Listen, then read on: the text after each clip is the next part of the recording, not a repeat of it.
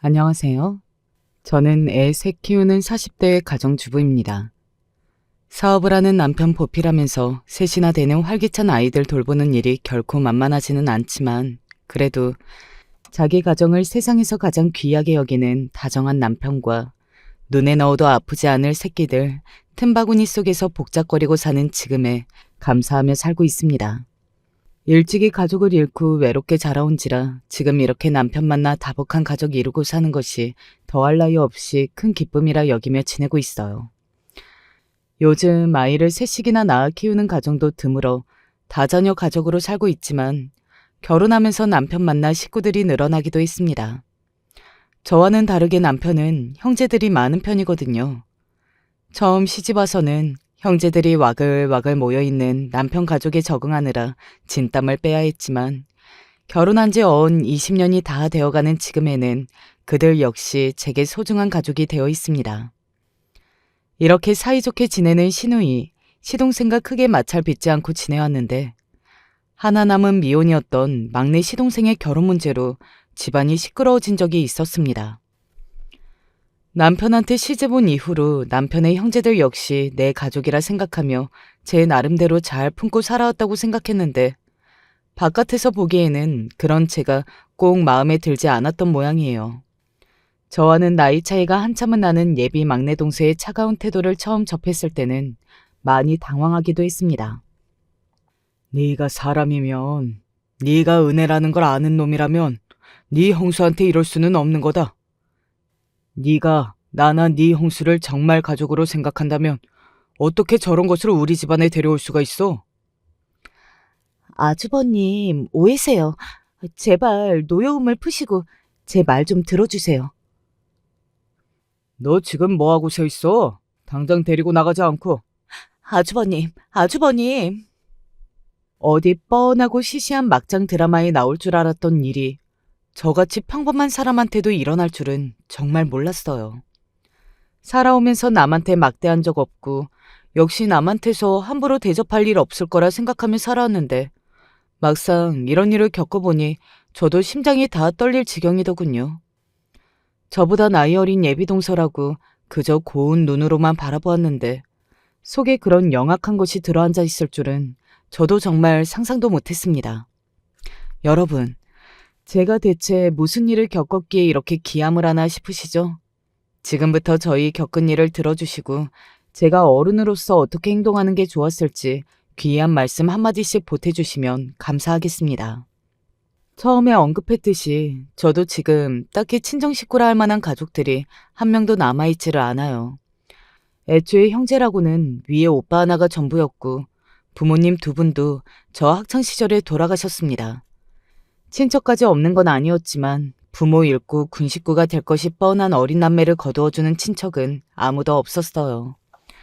지금에야 저도 제 자식 키우고 보니 내 배 아파 낳은 내 새끼들 키우는 것조차 결코 쉽지 않은 일임을 알고 있습니다.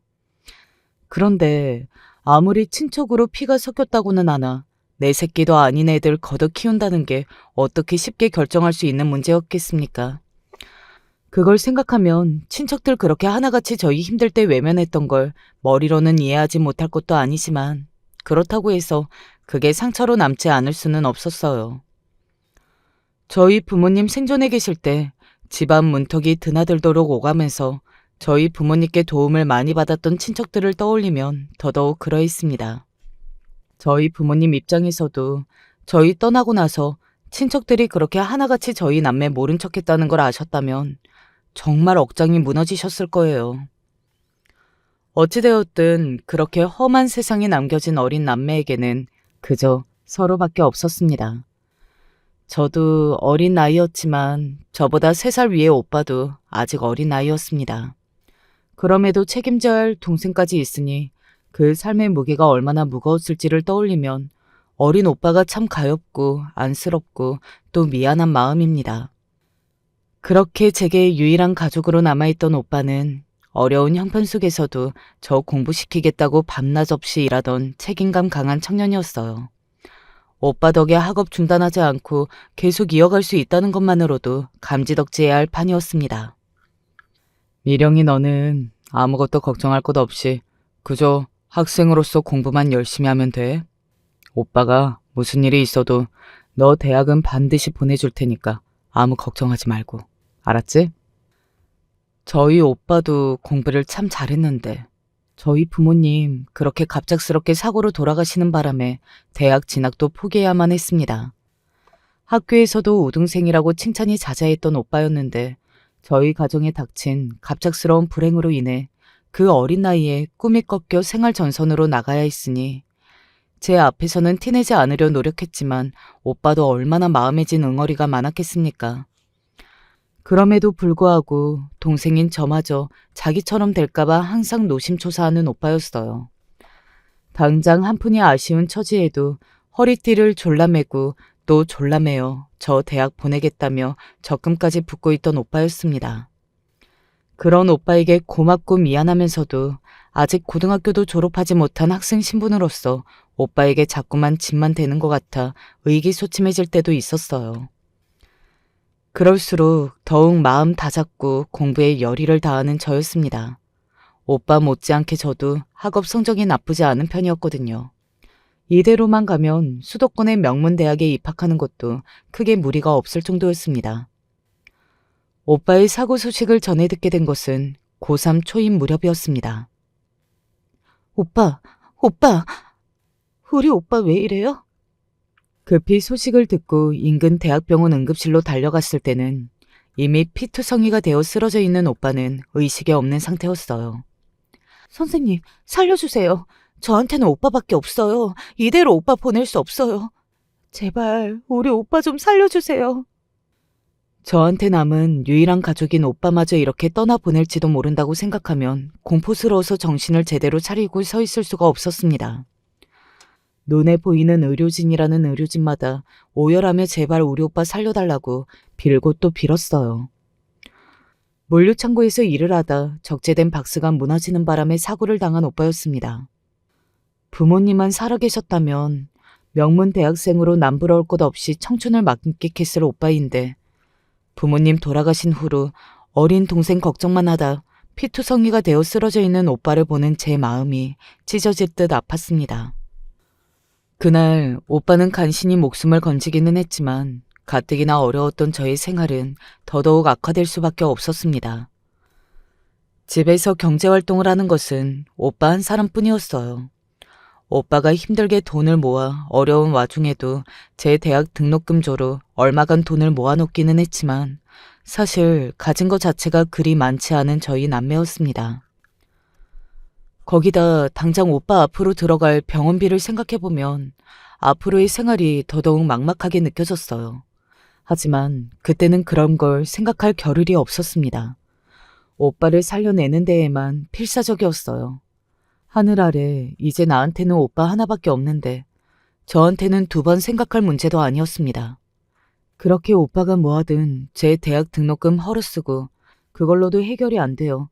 저희 남매 살고 있던 전세금 보증금까지 월세로 돌려야 할 만큼 상황이 좋지 않았습니다. 당장 목구멍이 포도청이니 수험생인 제 처지를 생각할 겨를이 없었어요. 그나마 제가 공부에 소질이 있는 편이라서 같은 학교 다니는 수험생 중 집이 부유한 아이 몇몇의 공부를 봐주어 얼마간 과외비를 받아낸 것으로 간신히 생활을 유지할 정도였습니다. 오빠가 깨어 있었다면 어느 대학에 갈지 상의를 해야 할 시기에 여전히 정신을 차리고 있지 못하는 오빠였어요.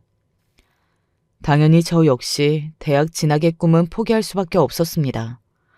오빠가 깨어나면 자신이 건강을 잃었다는 것보다 동생인 저마저 자신처럼 인생의 중대한 기회를 잃었다는 사실을 더 가슴 아파하겠지만 오빠가 저를 아끼는 것만큼이나 저한테도 오빠의 존재가 그러했어요.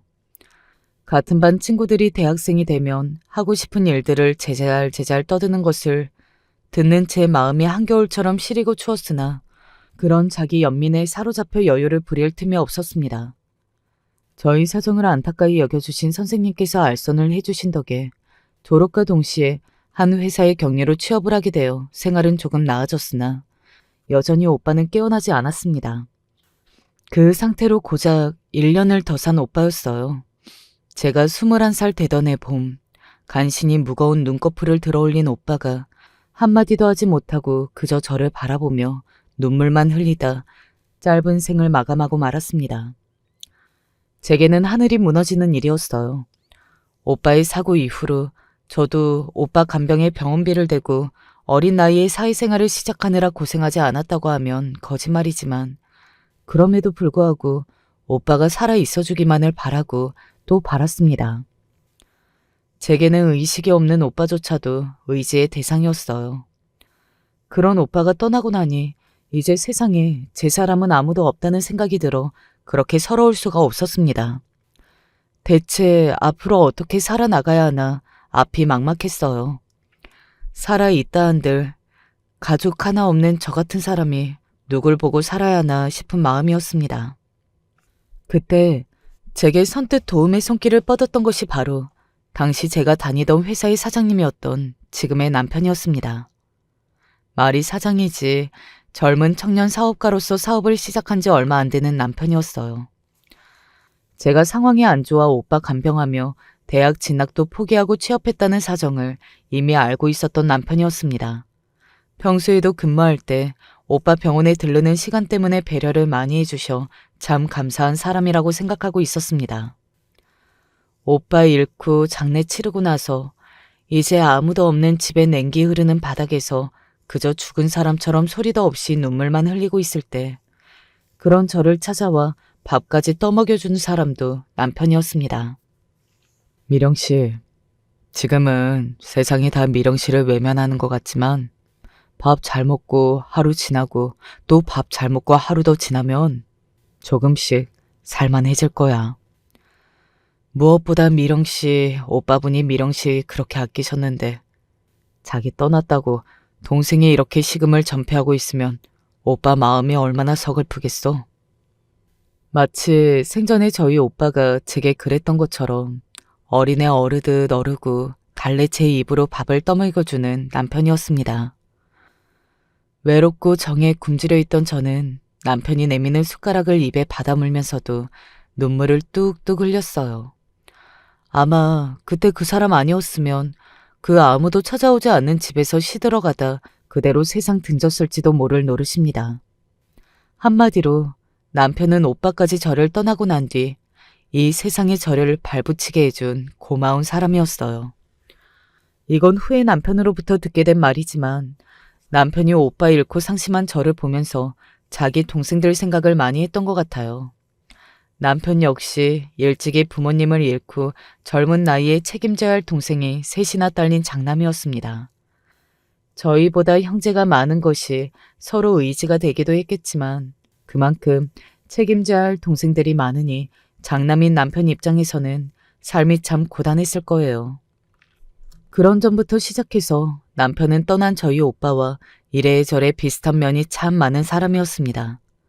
자기도 아직 어린 나이인데도 형이고 오빠라는 이유로 어떻게든 제 한 몸 부서져라 이래 동생들 책임지고 건사하려는 모습부터 주변 사람들에게 싹싹하고 성실하게 일해 평판이 좋은 것까지 자꾸만 저희 오빠를 떠올리게 하는 사람이었어요.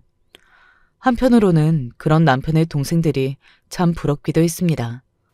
저런 좋은 사람과 가족이라니 비록 일찍 부모를 잃기는 했어도 오빠에게 얼마나 의지가 많이 될까 싶으니 더 그렇더라고요.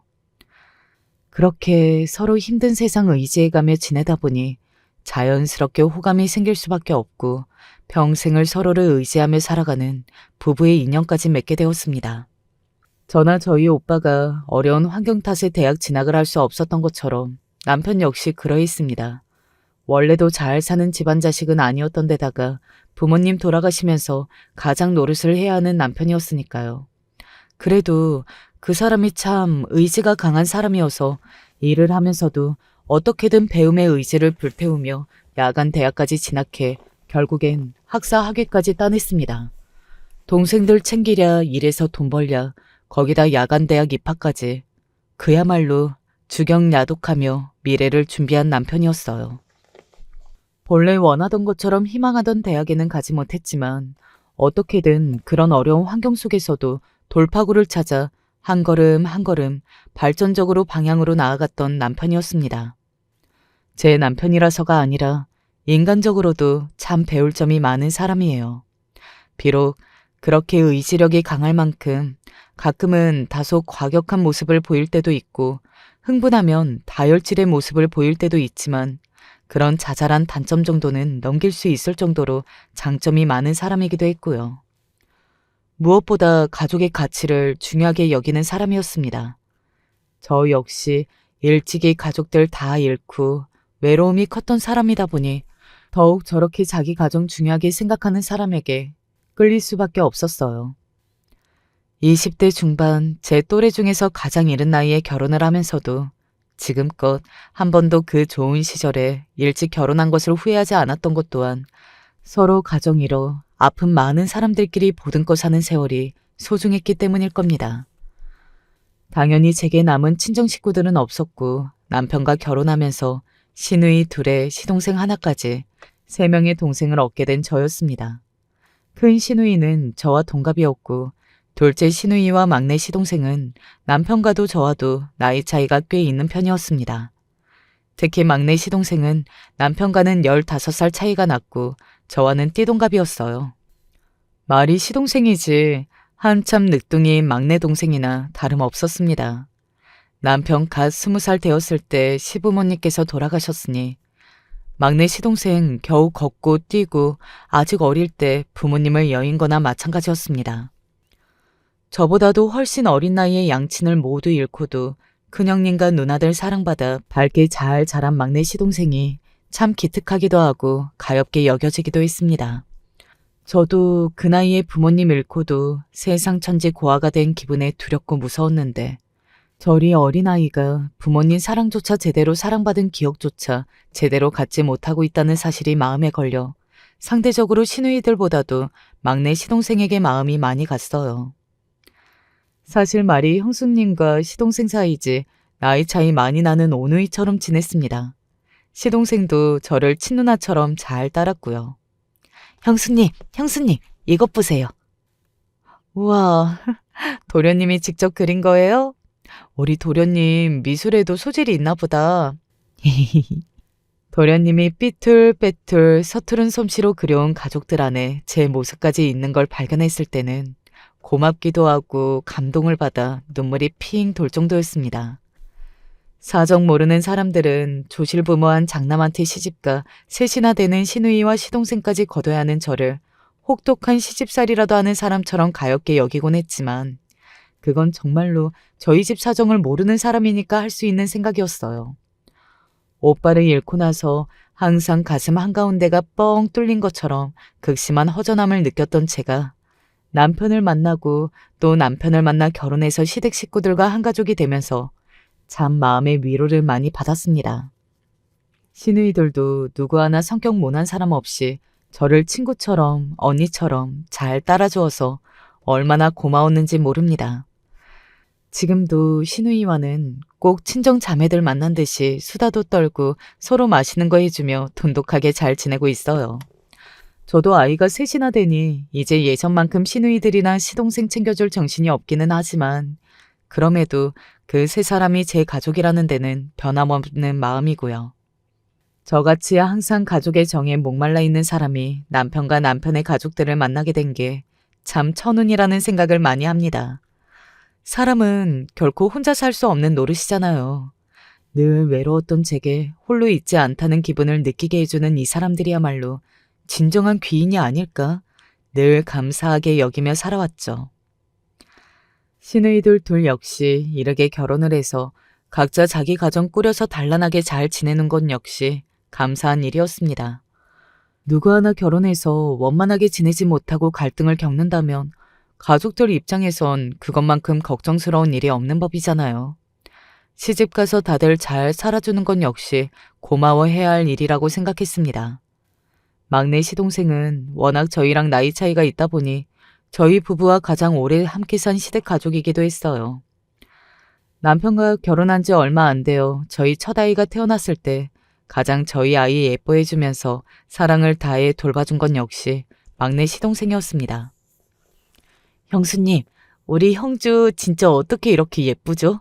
형은 쌍꺼풀 없으니까 눈에 이렇게 예쁘게 쌍꺼풀 진 것도 형수님 닮았고 예쁜 부부는 다 형수님 닮은 것 같아요.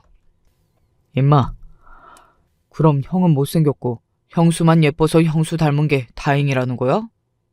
동생을 쥐어받는 신용하며 푸념을 하는 남편이었지만 남편 역시 제가 시동생을 정말 제 동생처럼 아끼고 잘 지내는 것을 항상 고마워하고 있다는 걸 모를 수가 없었습니다. 저희 둘만 있을 때 항상 제게 고마움을 표현하는데 인색하거나 서슴지 않은 남편이었어요. 미령아, 너 나같이 가진 것 없는 놈한테 시집와서 내 동생들까지 살뜰하게 챙겨주며 고생이 많은 걸 내가 몰라주면 누가 알아주겠어? 내가 항상 고마워하는 거 알지? 알지. 나야말로 그때 당신이 다 죽어가는 나 살려내고 사람 만들지 않았더라면 어떻게 지금 같은 날들이 올 수 있었겠어. 막내 도련님은 당신한테도 귀한 동생이지만 나나 우리 형조한테도 소중한 사람이야. 아직 나이가 어리기는 하지만 부모님이 일찍 잃고 제 손이 형과 누나들이 고생해가며 자기 사랑으로 돌보아 주었다는 걸 잘 알고 있는 일찍이 철이 든 시동생이었어요. 벌써부터 의젓하게 커서 조카를 돌봐주는 모습이 참 고맙고 기특하기도 하면서도 어린아이가 너무 일찍 철이 든 것 같아 마음이 아리기도 했습니다. 똑똑한 자기 형 닮아서 공부도 곧잘하는 시동생이었어요. 초등학교 때부터 성적의 두각을 나타내더니 전교 1, 2등도 곧잘하는 시동생이었습니다. 남편 역시 현실적으로 형편이 허락하지 않아 제 욕심에 차는 대학 들어가지 못했다더라도 야간 학교 졸업한 이후로도 항상 공부를 게을리하지 않았어요. 사업한다고 바쁜 와중에도 항상 자기 개발을 게을리하지 않는 남편이었습니다. 그런 남편 보면서 저도 자극이 많이 됐고요. 이제는 아이가 셋이나 되어 영락없는 가정주부가 되었지만 저 역시 책을 읽거나 공부하는데 게을리하지 않는 건 역시 또한 남편 영향이 컸을 거예요. 뒤늦게나마 제게 전문대 진학을 권유한 것도 남편이었습니다. 이제 와서 무슨, 아무리 전문대라고 해도 학비가 적은 것도 아니고. 이제 밑에 동생들 다 시집 보내고 경준이 쟤 하나 남았는데 당신 남편이 그 정도 능력도 안 될까봐? 당신도 항상 더 배우고 싶어 했잖아. 당신도 하고 싶은 거 늘 참지만 말고 당신 능력껏 욕심 부려봐. 당신이라면 지금이라도 충분히 할 수 있어. 남편 말 맞다나 그동안 남편이 제 몸 갈아가며 밤낮 없이 기울였던 노력에 헛되지 않았는지 사업이 제법 안정적으로 자리를 잡기 시작했습니다. 거기다 제가 포기했던 학업을 이으려 한다는 말에 저보다 더 뛸 듯이 기뻐해주는 시동생이었어요. 형수님은 평소에 못하시는 게 없으니까 분명히 잘 해내실 수 있을 거예요. 제가 형수랑 형은이 형찬이 더 자주 봐드릴게요. 도련님도 이제 곧 수험생이라 공부하느라 바쁘실 텐데? 아니에요. 저도 할 수 있어요. 그동안 형수님이 저한테 해준 거 생각하면 저도 당연히 거들어야죠. 이제 고작 고등학생인 남자아이가 할 말로는 너무 철난 소리였습니다. 그 나이 때 남자애들이 할 법한 사춘기 반항 한 번을 한 적 없었던 막내 시동생이었어요.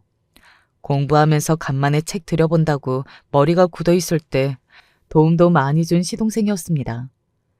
그렇게 비록 저 수험생이었던 시절 꿈꿔왔던 4년제 명문대학은 아니라 하더라도 전문대학 전문대에 입학할 수 있었습니다. 형수님, 정말 축하드려요. 정말 대단하세요. 도련님은 훨씬 좋은 명문대에 가고도 남을 텐데 이런 걸로 칭찬드리려고 하니 쑥스럽네요. 그런 말씀 마세요. 형수님이 돌봐주시는 식구만 해도 몇 명인데. 그 바쁜 와중에 학교까지 들어가는 거 아무나 할 수 있는 일 아니잖아요. 당연히 칭찬받아 마땅할 일이죠. 쑥스러워하는 제게 정색을 하며 추켜 세워주는 시동생 덕분에 저도 은근히 어깨가 올라갔습니다. 둘이 아주 짝짝꿍이 잘 맞아. 누가 보면 내가 남이고 당신이랑 경준이랑 남매인 줄 알겠어. 그러면 나야 땡큐지. 형보다야 예쁜 형수님 닮았다고 하면 내 이득이지 뭐. 뭐 임마? 15 나이 차임에도 허물없이 친구처럼 투덜거리는 남편과 시동생을 바라보며 흐뭇했습니다. 이런 날들이 부디 오래 지속되기를 바라는 마음이었어요. 몇 해 지나지 않아 시동생도 대학에 진학하게 되면 독립을 해서 저희 집에서 떠나게 될 것이고 함께 사는 지금과 같을 수는 없겠지만 여전히 시동생의 보호자로서 또 같은 한 가족으로서 앞으로 세상 풍파를 겪게 되어도 항상 의지할 수 있는 사람이 되어주고 싶었습니다. 시동생 수험생 시절에 저 역시 새아이 엄마로도 전문대학 학생으로 바쁜 나날을 보내는 와중에도 밤낮 줄여가며 공부에 매진하는 시동생 체력이라도 떨어질까 싶어 열심히 보양식 해다 먹이면서도 그저 잘 되기를 바라는 마음뿐이었습니다. 결국 그런 각고의 노력 끝에 시동생이 우리나라 최고 대학이라는 서울대학교에 떡하니 붙었을 때 온 가족들이 기쁨에 어쩔 줄을 몰랐습니다. 집안의 경사였어요. 형님, 형수님, 정말 감사합니다. 형님이 저 지금껏 키워주시고 대학까지 지원해주지 않으셨더라면, 형수님이 저 어릴 때부터 엄마처럼 돌봐주고 거둬주지 않으셨다면 저 여기까지 오지 못했을 거라는 거 저도 잘 알아요. 정말 감사합니다. 저 학교 열심히 다니고 꼭 좋은 직장 구해서 지금까지 받은 은혜 꼭 갚을게요. 감사합니다. 정말 감사합니다. 대학 합격하고 술은 어른한테 배워야 한다며 남편과 셋이서 소주 한 잔씩 홀짝이다 생애 처음 술에 취해 시동생이 하는 말에 저도 그만 울컥 눈물이 쏟아지고 말았습니다. 시동생에게만 저만 의지가 된 것이 아니라 저 역시 시동생에게 의지를 참 많이 했습니다. 열심히 노력한 끝에 좋은 대학 들어가 이제 창창한 앞날을 앞두고 있는 시동생 인생에 좋은 일만 가득하기를 진심으로 바라고 또 바랐어요. 그러는 동안 저도 전문대를 졸업을 했습니다. 사실 취업이나 다른 목적이 있어서 전문대에 들어갔다기보다는 애초부터 자기 만족에 가까웠어요. 아이 셋 키우면서 셋이나 되는 자식들 잘 키워내는 것만 해도 부모로서 대단한 일이라 생각하고 다른 데 욕심 품지는 않기로 했어요. 그럼에도 불구하고 간만에 제 힘으로 공부해서 전문대에 입학하고 또 이것저것 배우는 일들이 즐겁게 느껴졌습니다. 비록 취업이나 돈을 버는데 직접적으로 활용하지는 못한다 하더라도 순수하게 배움의 즐거움을 다시 한번 일깨워준 일이기도 했어요. 제 나름대로는 자부심도 있었습니다. 남들 보기에는 그저 대단할 것 없는 전문대에 들어간 거니 뭐 그리 크게 내세울 만하겠냐 싶으시겠지만 제 딴에는 주부로서 아이들 엄마로서 바쁘게 사는 와중에 이뤄낸 성취이기도 했고요. 지난날 어쩔 수 없이 환경 때문에 눈물을 머금고 학업을 포기해야 했던 일의 보상과도 같은 일이기도 했습니다. 그런 제 사정을 모르지 않기에 남편을 비롯해 시동생과 시누이들까지 저 처음 전문대학교 입학했을 때 다들 한마음으로 진심으로 축하를 해주었고요. 무엇보다 내 가족들이 나의 성취를 인정해준다는 점이 저를 참 뿌듯하게 했습니다. 그래서 제게 전문대 출신이라는 콤플렉스는커녕 늦게나마 제게 이렇게 배움의 기회를 선사해준 남편에게 항상 고마운 마음이었어요. 대학에 진학하면서 아무래도 학교와 저희 집 간의 거리가 있다 보니 예상대로 시동생은 성인이 되면서 독립해 나가 지내게 되었습니다. 그러면서도 휴일이나 방학 때에는 꼭 저희 집에 머물며 저희 아이들에게 다정한 삼촌 노릇을 제게는 마치 친남매 같은 살가운 시동생 노릇을 하며 여전히 돈독하게 잘 지냈습니다. 제 허리까지밖에 오지 않으면서도 형수님, 형수님 병아리처럼 졸졸 쫓아다니던 모습이 엊그제 같은데 이제는 남편보다 한 뼘이나 키가 훌쩍 더 커서 완연한 천년의 모습이 된 것이 가끔은 낯설게 느껴지기도 하면서 너무 잘 자라준 모습에 흐뭇하기도 했습니다. 제가 애정을 가지고 바라보는 시동생이어서가 아니라 객관적으로 봐도 또래 여학생들에게 참 인기가 많겠다 싶었어요. 아니나 다를까 대학 입학하고 여자친구가 끊이지 않는 시동생이었습니다. 어이, 임경준이 연애하느라 바빠서 얼굴 보기 힘들다. 무슨 소리를, 형이 바빠서 얼굴 못 보는 거지. 형수님이랑 조카들은 주마다 보는걸. 그러게 말이야. 어째 도련님보다 당신 얼굴 보기가 더 힘드네. 하여간 둘이 짝짝꿍 잘 맞아서 맨날 나만 왕따지. 그런 와중에도 저희 가족에게 소홀하지 않은 시동생이었어요.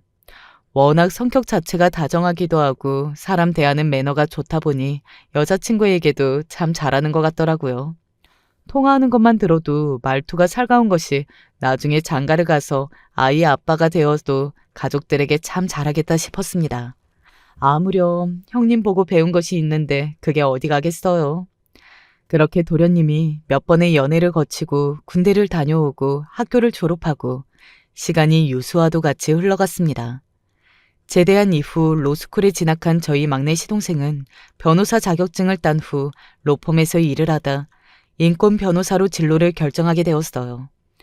평소 항상 힘들게 지내시는 분들에 대한 관심이 많았다 보니 저나 남편이나 그런 시동생의 선택에 놀라지 않았습니다. 시동생 변호사 사무실 개업을 해준 것도 저희 남편이었어요. 내 동생이 잘 배워서 좋은 데에다 쓰겠다는데 형이 대세 해줄 수 있는 것은 다 해줘야지. 형수님, 형님, 고맙습니다. 저 진짜 일 열심히 할게요. 다른 집 같았으면 돈도 안 되는 일 한다고 구박이나 받았을 텐데 항상 저 믿고 지지해 주셔서 감사합니다. 그건 우리가 할 말이죠. 어쩜 이렇게 좋은 생각을 다 했는지. 우리 도련님은 잘 해낼 거예요. 파릇파릇한 새내기 인권 변호사의 새 출발을 축하하며 남편과 한마음 한뜻으로 시동생이 무탈하기를 빌었습니다. 쉽지 않은 길을 선택한 만큼 힘든 일이 많겠지만 그럼에도 불구하고 뚝심 있게 자기 앞날을 개척하려는 시동생이 참 대단하고 저보다 훨씬 어린 나이이지만 존경스럽게 느껴졌어요. 그 무렵 시동생이 결혼까지 생각하고 있는 여자친구가 생겼다는 것도 알게 되었습니다. 한창 로펌 일하고 바쁠 때여서 그동안은 말씀을 못 드리다가 이제는 소개를 시켜드리는 게 맞는 것 같아서요. 쑥스럽게 이야기하는 시동생을 보니 벌써 도련님도 제 가정을 이룰 때가 되었구나 싶어 감개무량한 마음이었습니다. 얼굴 한번 본 적 없는 시부모님이셨지만 이만하면 나중에 제가 세상 떠나서 그 두 분 배워도 자랑스레 말씀거릴 정도는 된다는 생각에 뿌듯하기도 했고요. 좋은 아가씨 만나 가정 이루고 도련님 닮은 착하고 똑똑한 아이나 행복한 가정생활하길 바랄 뿐이었습니다. 결혼 상대로 소개한 아가씨는 도련님과 마찬가지로 같은 서울대 출신이었어요. 부유한 집 외동딸이라는 예비 동서는 한눈에 보기에도 귀티가 나는 것이 사랑받은 티가 많이 나는 아가씨였습니다.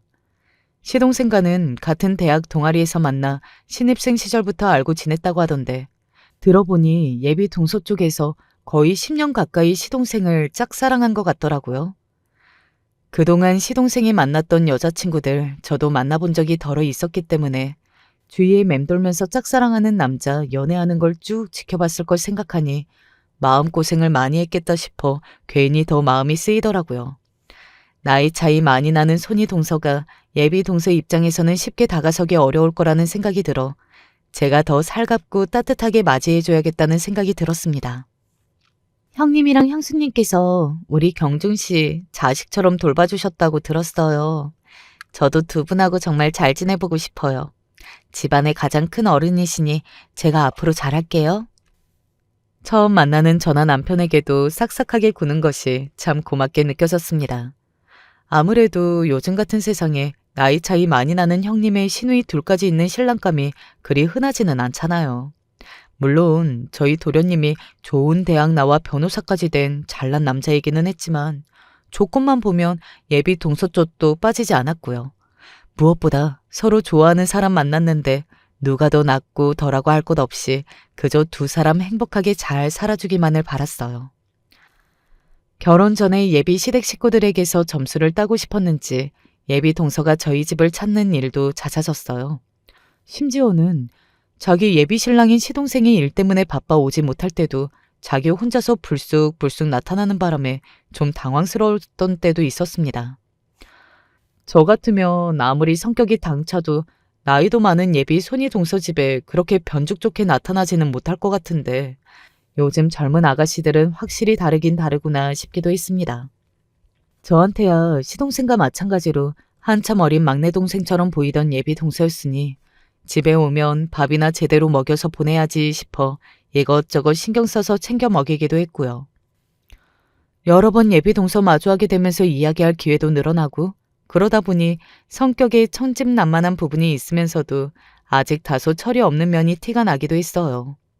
우선 자기가 얘기하는 상대가 항상 대졸자라는 전제하에 이야기를 하는 것 같더라고요. 아무래도 자기도 명문대를 나왔고 부모님 두 분 다 4년제 대학 나오신 분들이라 하니 주변 환경이 그래서 더 그런 것도 있겠지만 아예 대학을 나오지 않은 사람에 대한 생각 자체가 없는 것 같았습니다. 한 번은 저희 집 들렀을 때 마침 에어컨 수리해 주시는 기사님이 방문을 하셔서 제가 따로 마실 것과 간식을 챙겨드린 적이 있어요. 그걸 뒤에서 유심히 보고 있더라고요. 그러더니 한마디씩 끼어드는 게 자기보다 나이가 배가 되어 보이는 수리 기사님한테 말을 툭툭 하는 것이 괜히 제가 기사님 눈치가 보였습니다. 선 이렇게 빼두면 미관상 보기 안 좋으니까 그대로 두지 말고 마무리 잘해서 치워요. 선 너무 길게 빼두지 말고요. 형식상 존댓말이기는 했는데 말끝만 그렇지 내용은 거의 하대나 마찬가지라서 순간 흠칫했습니다. 그동안은 저나 남편이나 시댁 식구들에게 싹싹하게 굴어서 이런 면이 있을 줄은 생각도 못했는데 낯선 사람에게 대하는 모습을 보니 솔직히 사람이 달리 보이더라고요. 게다가 하필이면 기술직에 몸쓰는 일하시는 분한테 대하는 태도가 그런 걸 봐서 그런지 더 걱정스러웠습니다. 가뜩이나 평소에 학벌이나 출신 대학 같은 거 차별하는 티가 나는 동서였는데 자기 기준에 자기보다 못한다고 생각되는 사람에게 대하는 태도가 염려스러웠어요. 그 후로도 비슷한 일이 몇 번 있었어요. 저희 부부 지인 소개받는 자리에서도 겉모습 말쑥하고 배운 티가 나는 사람들에게는 깍듯이 대하다가도 상대적으로 차림이 수더분하거나 대학 나오지 않았다는 소리를 듣게 되면 눈에 띄게 대하는 태도가 달라지는 예비 동서였습니다. 동서 말이야. 대학 안 나온 사람이나 몸 쓰는 일 하시는 분들을 너무 하대하는 경향이 있어서 조심을 좀 시키는 게 좋을 것 같아. 늘 제가 해준 음식 맛있게 잘 먹어주는 시동생이 볼이 미어지도록 밥을 먹고 있다가 제 말을 듣고 흠칫했어요.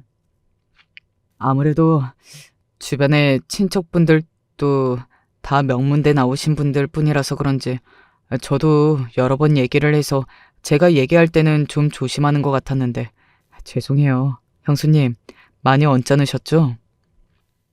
그러고 나서 둘이 어떻게 얘기가 됐는지는 모르겠지만 한동안 예비 동서가 저희 집에 발길을 뚝 끊더라고요. 신혼집이니 뭐니 부모나 다름없는 저희와 함께 의논해 상의를 하고 있어서 제 집 드나들들 드나들었는데 갑자기 발길이 끊기자 저도 신경이 쓰였습니다. 아무래도 직전에 도련님하고 그런 얘기를 했다 보니 그런 얘기 주고받다가 감정이 상한 건가 걱정되기도 했어요. 하지만 못할 소리 한 것도 아니고 어른이 되어서 이 정도도 지적 못하나 하는 생각이 들었습니다. 여러분, 제가 너무 꼰대 같나요? 하지만 아무리 듣기 좋지 못한 소리라 하더라도 어른으로서 할 만한 소리는 하는 게 맞다고 생각하거든요. 더군다나 사람이 사람을 대하는데 아무리 금전이 오가는 관계라 하더라도 그게 상대방을 함부로 대해도 되는 권리가 된다는 뜻도 아니지 않습니까? 아닌 건 제대로 이야기를 해서 고쳐야죠. 나중에 그 둘이 결혼해서 아이를 낳아 교육을 시킨다고 해도 문제가 될 상황이라고 생각했기 때문에 껄끄러워질지도 모른다고 생각하면서도 시동생 통해 얘기를 함기도 한 거고요. 어찌되었든 그렇게 한동안 연락을 하지 않다가 저희 남편 생일이라고 간만에 온 시댁 식구들이 저희 집에 모이게 되었습니다. 한동안 얼굴 보기 힘들었던 예비 동서도 함께였어요. 저를 보는 눈빛에 불만이 가득한 것이 아무래도 제가 생각했던 이유가 맞는 것 같았습니다. 아이고, 아직 한참 어리구나 싶어서 솔직히 딱히 화도 나지 않았어요. 간만에 온 가족들이 모인 터라 아이들까지 해서 집이 부쩍부쩍했습니다. 그러다 저와 동갑인 큰 시누이의 딸인 시조카가 미용사가 되고 싶어 한다는 화제가 나왔습니다. 요새 뭐 공부만 살 길도 아니고 적성이 그쪽이 맞으면 시켜보는 것도 나쁘지 않을 것 같아서. 그런 직업 가지려면 미용학교 같은 데 가야 하는 건가? 그렇지. 그래서 고등학교는 실업계 쪽으로 보낼까 싶어. 아이 진로에 대해서 시누이와 진지하게 대화를 나누고 있는데 그 얘기 옆에서 듣고 있던 예비 동서 표정이 뜨악하더라고요. 순간 앞불싸 싶었습니다. 아직 신우이는 옆에 앉은 예비 동서 얼굴까지 확인하지는 못했어요. 저거 봤다가는 정말 제대로 감정이 상하겠다 싶어 과일 준비하자는 핑계를 대서 예비 동서를 서둘러 주방으로 데려갔습니다. 평소에는 주방일 관련해서 손도 까딱하지 못하게 했으니 그야말로 그 자리를 피하게 만들 목적이었어요. 제가 그 어느 때보다 심각한 얼굴로 예비 동서에게 말했습니다. 동서가 대학 나오지 않은 거 그다지 긍정적으로 생각하지 않는다는 건 알고 있는데 그렇다고 옆에서 자식 실업계 고등학교 보내겠다는 소리를 하고 있는데 그렇게 티나게 안 좋은 표정을 짓고 있으면 안 되지. 고모가 그걸 못 봐서 망정이지 봤으면 얼마나 기분이 안 좋았겠어. 아니, 솔직히 제 입장에서는 이해가 안 가서요. 자식이 그렇게 헛소리를 하면 부모가 돼서 매를 쳐서라도 정신을 차리게 만들어야 되는 거 아니에요? 반성은커녕 신우이 자식 교육까지 들먹거리는 예비 동서 말에 그만 입이 쩍 벌어졌습니다. 한마디로 4년제 대학 안 나온 사람은 제대로 된 인간이라는 생각조차 안 하고 있구나 싶더라고요. 예비 동서가 이런 문제에 대해서 굉장히 폐쇄적이라는 건 눈치채고 있었지만 그렇다고 해서 저렇게까지 막말을 대놓고 할 줄은 몰랐기에 당황스러울 수밖에 없었습니다. 한편으로는 저도 기분이 상했어요. 저 역시 가정 형편 때문에 대학 진학군 포기하고 살다가 뒤늦게 전문대 나온 사람이 아닙니까? 뭐 좋은 대학 나온 사람이야 그게 당연하게 느껴질지 모르겠지만 대학 나오지 않았다고 해서 대학 나온 사람한테 이런 취급 당해야 할 이유는 없죠. 대학 안 나온 사람들이 명문대 나온 사람 인생에 해를 끼친 것도 아니고 다들 각자 열심히 자기 관리해서 성실하게 자기 밥벌이하고 사는데 그걸 그런 식으로 말할 권리는 누구에게도 없었습니다. 저도 모르게 목소리가 격앙되었어요. 동서, 지금 그 말은 동서가 심했어. 그렇게 따지면 나도 전문대밖에 못 나왔는데 그럼 나도 내 부모가 제대로 못 가르쳐서 전문대밖에 못 나왔다는 뜻이야? 동서 편협한 사고방식으로 다른 사람들까지 그렇게 함부로 재단에서 깔보고 무시하고 그러면 안 돼. 제 말의 핵심은 예비 동서 편견으로 자기 기준에 못한다고 생각되는 사람들 함부로 취급하지 말라는 거였는데 제 말을 듣고 엉뚱한 데 꽂혀버린 예비 동서였습니다. 형님, 전문대 나오셨어요? 눈까지 땡그랗게 뜨고 어처구니 없다는 표정으로 그 소리를 하는 동서를 보니 도리어 제가 더 어처구니가 없어졌습니다. 내가 지금 그 얘기를 하고 있는 게 아니잖아. 저번에 일 해주러 온 사람한테 왜 그렇게 감정이입을 하면서 잔소리를 하나 했더니 형님한테 콤플렉스가 있어서 그런 거였어요?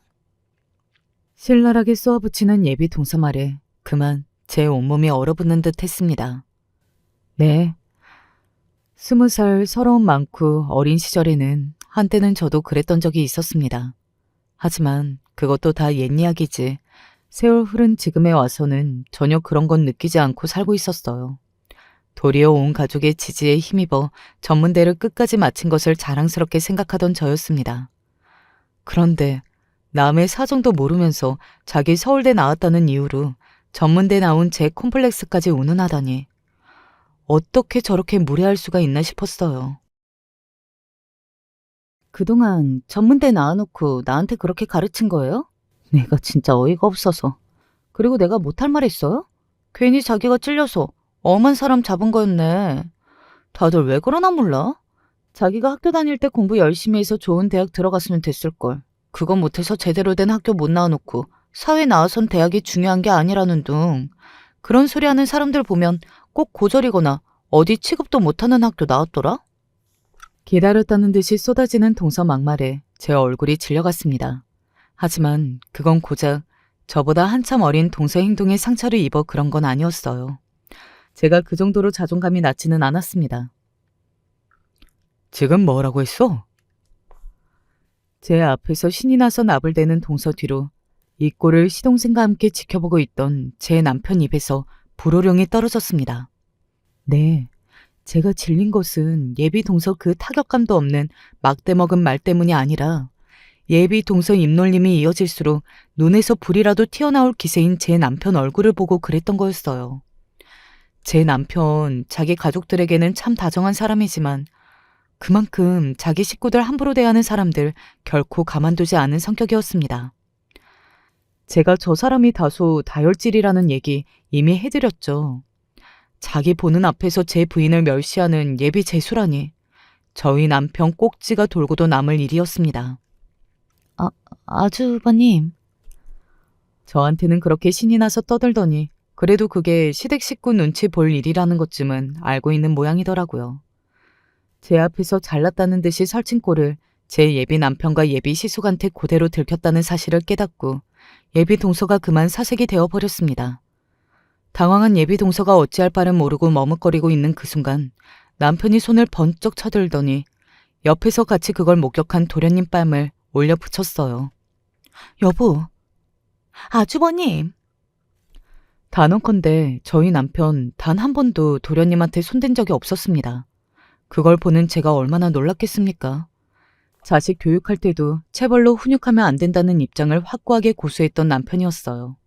도련님 역시 평생 당해보지 않는 일을 당해 형에게 얻어맞았다는 아픔보다 놀란 기색이 역력했습니다. 그런 가족들에게 아랑곳하지 않고 남편이 불같이 화를 냈어요. 네가 생각이 있는 놈이고 인간으로서 은혜를 아는 놈이라면 네 형수 저렇게 대하는 것하고 결혼하겠다는 소리는 못할 거다. 내 마누라 이따위로 취급한 저런 여자 절대로 인정 못해. 너도 마찬가지다. 네가 이 꼴 다 보고도 전현이랑 결혼하면 앞으로 너랑 나는 인연 끊는 거야. 그동안 네 앞으로 너 키운다고 들어갔던 거 지금 변호사 사무실 하여튼 내가 해준 것들 10원 한 장 빼놓지 않고 싹 다 긁어서 도로 토해내야 할 줄 알아. 그런데도 전현이랑 결혼이 하고 싶으면 그날로 너 죽고 나 죽는 거야. 여보, 그렇다고 도련님한테 손찌검을. 도련님, 괜찮아요? 생각지도 못한 상황에 오히려 안절부절 못하게 된 건 바로 저였습니다. 잘못한 사람은 따로 있는데 제 형에게 얻어맞아 도련님 뺨이 벌겋게 부풀어 오르는 꼴을 보니 제가 남편에게 다 화가 날 지경이었어요. 잠시 갑작스러운 상황에 무슨 일이 일어났는지 어리둥절해 있던 도련님이 이윽고 입을 열었습니다. 이 결혼 그냥 없던 걸로 하자. 경준 씨.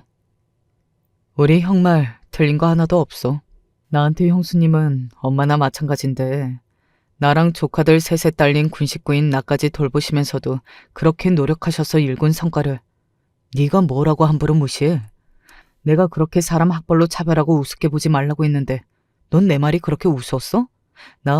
나는 몰라도 우리 형이랑 형수님 무시하는 거는 절대로 그냥 못 넘어가. 내가 형수님이 내 엄마나 다름없다고 그렇게 얘기를 했는데 감히 우리 형수님한테 그렇게 굴었을 때는 너도 나랑 깨질 각오하고 한 소리 아니었어? 아니야. 이러지 마, 경준 씨. 갑자기 미친 여자처럼 경악한 얼굴로 그대로 바닥에 철퍼덕 주저앉아 도련님 바지가랑이를 붙잡는 예비 동서였습니다. 놀란 건 저도 마찬가지였어요. 도련님과 제 사이가 각별하기는 했지만 예비 동서 제게 저렇게 하는 꼴을 보고 단박에 파혼까지 서슴지 않고 결정할 줄은 몰랐습니다. 뜻밖의 사태에 놀라긴 했지만 남편이나 도련님한테 고마운 마음이 들어 저도 모르게 불쑥 눈물이 났어요. 그 꼴을 본 제 남편 얼굴이 더욱 험악하게 일그러졌습니다. 더할 수 없이 차가운 제 남편 눈총에 예비 동서가 바로 엎드려 싹싹 빌기 시작했어요. 아주버님, 제가 정말 잘못했습니다. 제가 실수했어요. 제가 형님을 무시하려고 한 말이 아니라. 무시하려고 한 소리가 아니면 도대체 그게 무슨 뜻으로 한 소리인데? 너 지금 누굴 바보라 알아? 온 집안이 쩌렁쩌렁 울릴 정도로 남편 호통이 내리치자 집에 있던 다른 식구들도 이 소란을 모를 수가 없었습니다. 그 자리에 있는 사람들 중 제 편이 아는 사람들이야 단 한 명도 없었으니 예비 동서는 궁지에 몰린 쥐나 다름없었습니다. 형님, 제가 죄송해요. 제가 말실수를 했어요. 방금 전까지 한껏 저 내려다보며 신나게 조롱하더니 저 두 사람에게 걸렸다고 저한테까지 태도가 돌변한 예비 동서였습니다. 솔직히 진심이 아닌 게 뻔한 그 사과 받아주고 싶은 마음은 들지 않더라고요. 다만 참 딱하다 싶었습니다. 어쩌다 저렇게 그릇된 사고방식을 가지고 사람 무시하다 장장 10년을 짝사랑한 사람한테 파혼까지 당했으니 뭐 자기가 스스로 불러온 재앙이나 다름없기는 했지만 말입니다. 하지만 앞으로 살아갈 인생이 창창한 아직은 젊은 여자인데 진심으로 걱정하는 마음이 들어 다만 이렇게 말했을 뿐이에요. 동서, 지금이야 동서처럼 좋은 대학 나온 사람 아니면 다 사람같이 느껴지지 않겠지만 동서도 나만큼 나이 먹을 때까지 살다 보면 자연히 깨닫게 되겠지. 사람이 학벌이 전부가 아니라는 걸. 우리 인연은 이걸로 끝이겠지만 동서 남은 인생을 생각해서라도 그 잘못된 사고방식은 꼭 고쳤으면 좋겠네. 한마디로 그렇게 빌어봤자 용서하고 제 남편이나 도련님에게 예비 동서 편들어줄 생각이 없음을 확실하게 못 박은 거나 마찬가지였습니다. 그 후로도 바닥에 납작 엎드려 저나 제 남편 도련님 할 것 없이 빌고 또 비는 동서였어요. 파혼이라니, 저 파혼 못해요. 형님, 아주버님, 제가 잘못했어요. 제발 한 번만 용서해 주세요. 한 번만 넘어가 주세요. 온 얼굴이 눈물 콧물 범벅이 돼서 그러고 빌고 있는데 솔직히 마음이 안 좋더라고요. 자기 집에서는 귀한 자식으로 자랐는데 저도 자식 키우는 부모 입장이다 보니 그 꼴 더 보고 있기는 껄끄러웠습니다. 결국 시돈생이 그렇게 곤죽이 되어 바닥에 널브러진 예비 동서를 데리고 나갔어요. 그대로 시동생은 예비 동서와의 결혼 계획을 싹 접어버렸습니다. 그래도 결혼까지 결심한 사람과 그리 되어 조금은 제 책임도 있는 것 같아 미안해하는 제게 시동생이 이러더군요. 인생 길게 보면 저한테도 그런 사람과 같이 사는 게 득일 리가 없죠. 차라리 잘 됐어요. 오히려 저 때문에 형수님 겪지 않으실 일 겪게 되어서 제가 죄송해요. 제 탓이라고 한 번을 안 하는 도련님 보며 그래도 내가 헛살지는 않았다는 생각이 들었습니다. 오늘 제 이야기는 여기까지입니다. 참 별일 다 겪었다 싶지만 저 역시 일이 된 게 다행이다 싶습니다. 저렇게 올곧게 잘 자란 도련님이니 충분히 다른 좋은 인연 찾아올 거라 믿어 의심치 않아요. 이야기 들어주셔서 감사합니다.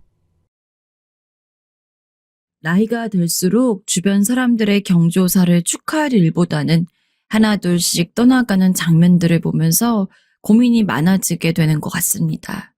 저 역시 그랬고 그러면서도 그 와중에 나의 건강에도 신중하게 되더라고요. 저희 집은 남들이 보면 무척 특이한 구성으로 살아가고 있기에 어쩌면 여러 방면으로 더 많은 생각을 하게 되나 봅니다. 저희 집은 처음에 평범하게 살고 있는 부부와 아이 둘에 지나지 않았는데 사정이 있어서 장모님을 모시게 되었어요. 홀로 되시고 우울증을 심히 앓고 계셨기 때문에 아내가 너무나 걱정을 했고 저도 그런 부분이 좀 안타깝게 느껴져서 결정하게 되었는데요.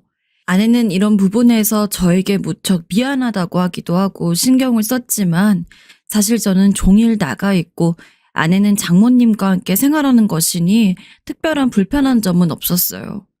또 장모님은 저에게 무척 잘해주셨던 분이었거든요.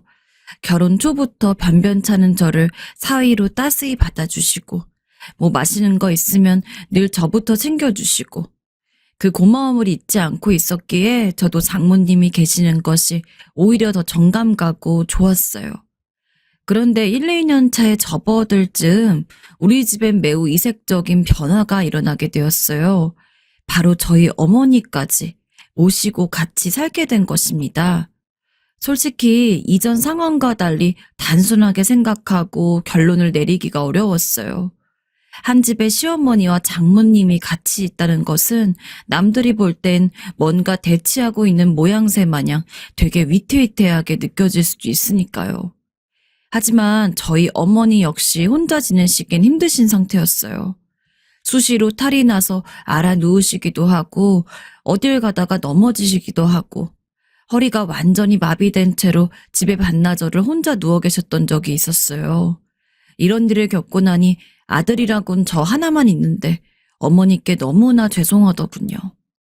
마음 같아선 어머니를 모셔오고 싶은 심정이 아주 굴뚝 같았어요. 그렇지만 장모님을 모시고 있다 보니 둘 중 한 분은 나가시게 해야 하는데 바로 이렇다 싶은 결정을 내리기가 어렵더라고요. 그런 제 마음을 눈치챈 아내가 두 분을 한 집에 모시자며 말을 꺼내더군요. 사실 장모님 상황도 여간 나쁜 게 아니니 다시 가시게 하기도 애매하고, 그렇다고 우리 어머니를 저렇게 놔둘 순 없었어요. 그리하여 결국 한 집에 양가 어머니들을 같이 모시게 되었습니다. 초반엔 어머니도 엄청 민망해 하시고 불편해 하셨어요. 살림살이 하나씩 설명해 드리면서 작은 방을 내드렸는데 그렇게 엄청 넓지도 않은 집이었지만 두 분 다 여간 뻘쭘해 하시는 게 아니었답니다. 그런데 그때 장모님께서 우리 어머니께 먼저 말씀하시는 걸 듣고 가슴이 뭉근해지더군요. 사돈, 저도 이렇게 딸이랑 사위 집에 와서 폐를 끼치고 있어요. 제 집도 아니라 이리 말씀드리기도 뭐하지만 사돈도 편히 계세요. 저랑 딸만 있어서 적적했는데 사돈이 계시니까 참 좋네요. 아들 집이니 뭐든 말씀하셔요. 저와 아영이가 만들어 드릴게요. 저희 어머니는 그 말을 듣고 조금이나마 불편한 기색이 누그러지셨고 이후로 부담이 훨씬 덜해지셨는지 나름 반찬도 만드시고 식사도 편히 하시는 것 같더라고요. 두 분은 나이는 1살 차이였는데 키도 비슷하고 각자 아버님들과의 나이 차이도 대 6살씩 비슷하게 차이가 나는 터라 공통점이 없진 않으셨어요. 저와 아는 처음에 걱정했었지만 두 분이 생각보다 공감대를 편하게 만들어 가시는 것 같아서 점차적으로 안심하게 되었어요. 아마 저희 어머니나 장모님이나 남한테 패키치기 싫어하시는 성격이라 초반에 여간 조심하신 게 아니셨을 것 같아요. 그러다 몇 년이 시간이 지나면서 두 분은 점점 서로에게 익숙해지셨고 말이 많은 편이 아니셨던 두 분이 이제는 자연스럽게 한 집에 사는 친척들처럼 가까워지셨답니다. 아이들이 자랄 때 졸업식이나 입학식도 나란히 같이 다니시고 모든 경조사나 행사들을 다 함께 했어요. 아무래도 식구가 많고 서로 조심스러운 관계다 보니 긴장되는 부분이 없진 않았지만 시간이 지나면서 본격적으로 악화가 되던가 아님 진정이 된다던가 둘 중에 하나 아니겠습니까? 저희 집은 다행스럽게도, 아니 참으로 감사하게도 이런 긴장이 풀려서 완화되는 쪽으로 가게 되었어요. 혹시나 악화되고 불화가 생길까봐 저와 아내는 매번 긴장했던 것 같은데 장모님과 저희 어머니는 나중에 같이 경로당도 다니게 되셨고 아주 편안한 관계로 함께 하시게 되었어요. 저희 부부가 자러 들어간다고 해도 두 분은 나란히 거실에 앉으셔서 드라마를 보시면서 수다를 떠시기도 하고 삶은 계란이나 쥐포 같은 것을 간식으로 곁들여서 드시는 것을 무척 좋아하셨어요. 밤 10시나 11시쯤 지나서 쥐포를 굽는 냄새가 나면 이건 무조건 우리 어머니가 굽는 거구나. 두 분이 뭔가 또 드라마나 다큐멘터리를 보시려나 보다 하고 예감하게 되었어요. 우리 애들도 나가서 할머니들과 같이 앉아서 까먹다가 제 방으로 들어가 자기도 했고요. 이렇게 할머니들이 집에 계시는 덕에 저와 아내는 아이들이 아프거나 뭔가 일이 생겨도 장모님과 어머니가 같이 봐주시거나 대신 가주시니 이런 부분에 감사함을 참 많이 느꼈어요. 솔직히 이렇게 6식구가 살기에 결코 여유로운 형편이 아니었고 저도 가장으로서 많은 부담을 느끼긴 했어요. 그래서 아내도 너무 늦기 전에 생활전선으로 뛰어들게 된 것도 있고요. 그래도 가장 감사한 것은 가정의 분위기가 나빠지진 않았다는 것입니다. 몸이 불편하셨던 저희 어머니는 중간중간 약을 먹고 근거리 병원을 다니면서 큰 문제는 없게 되셨고 뭔가 일이 있다 해도 항상 바로 근처에 장모님이 계시니 즉각 상황을 알 수 있어서 걱정할 것이 없었어요.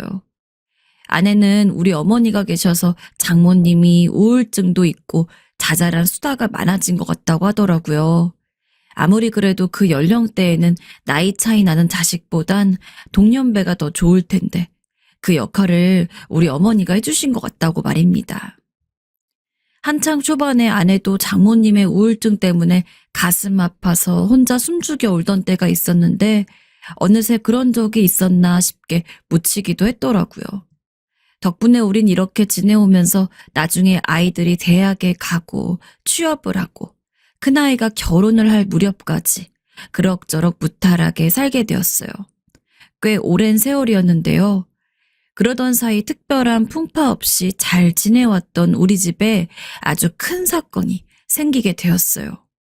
아내가 그간 소화가 안 되고 어딘가 아프단 말을 몇 번 했었는데 어느 날 갑자기 꿈쩍이지도 못할 정도로 괴로워하더니 그 길로 병원에 실려가게 되었어요.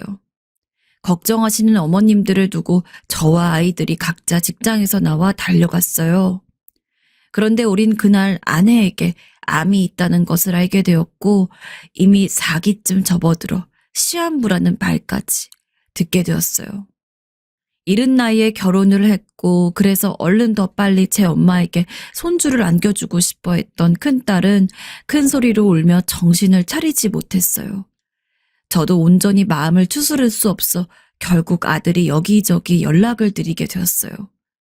그때의 마음을 뭐라고 표현해야 할지 모르겠는데요. 참 평생을 함께할 것이라고 믿었던 반려자가 한순간에 세상을 떠난다니 믿을 수가 없었어요. 여보, 걱정 마. 내가 어떻게든 살릴게. 그래서 처음엔 아내에게 이런 헛된 희망도 줘보고 제 자신에게도 그러기도 했습니다. 하지만 아내는 오히려 더 담담하게 그때마다 아니야 여보, 남은 시간 그냥 우리 가족들이랑 잘 지내다가 가고 싶어 라고 말하더군요. 그렇게 아내는 눈에 띄게 점점 쇠약해져 갔고 어느 추운 날 밤 우리 가족 모두 제대로 마음의 준비도 하지 못한 채로 아내는 얼마 가지 않아 세상을 떠나게 되었습니다. 그런데 아내를 보내고 난 뒤 집안엔 한 가지 더 일이 일어나게 되었어요. 큰딸이 얼마 되지 않아 출산을 하게 되었거든요. 그때 태어난 손주를 보니까 참 마음이 아려오더군요. 이 순간 아내가 가장 기뻐했을 텐데, 아내가 함께했다면 참 좋았을 텐데, 딸아이 역시 엄마와 함께 조리를 하고 싶었고 아기 보는 법도 배우고 싶었다고 하는데 그 말에 들으니 너무 가슴이 아파 홀로 화장실에 가 휴지를 틀어막고 울었습니다. 그 후 장모님과 저희 어머니가 딸아이와 손주를 집으로 불러 한 달 정도 같이 봐주셨어요. 그리고 이때 처남도 아기를 보겠다고 잠깐 집에 들렀는데 저한테 한창 고민하던 얼굴로 이런 말을 꺼내더라고요. 매영, 이제 저희 엄마 제가 모시고 갈게요. 아직 엄마한테 말씀은 안 드렸는데 형이 좋다고 하시면 말씀드리려고요. 저희 누나도 이제 없고 애들도 다 커서 나왔으니까요. 아니야, 처남. 나와 어머니는 장모님이 계시는 게 그다지 불편하지 않아.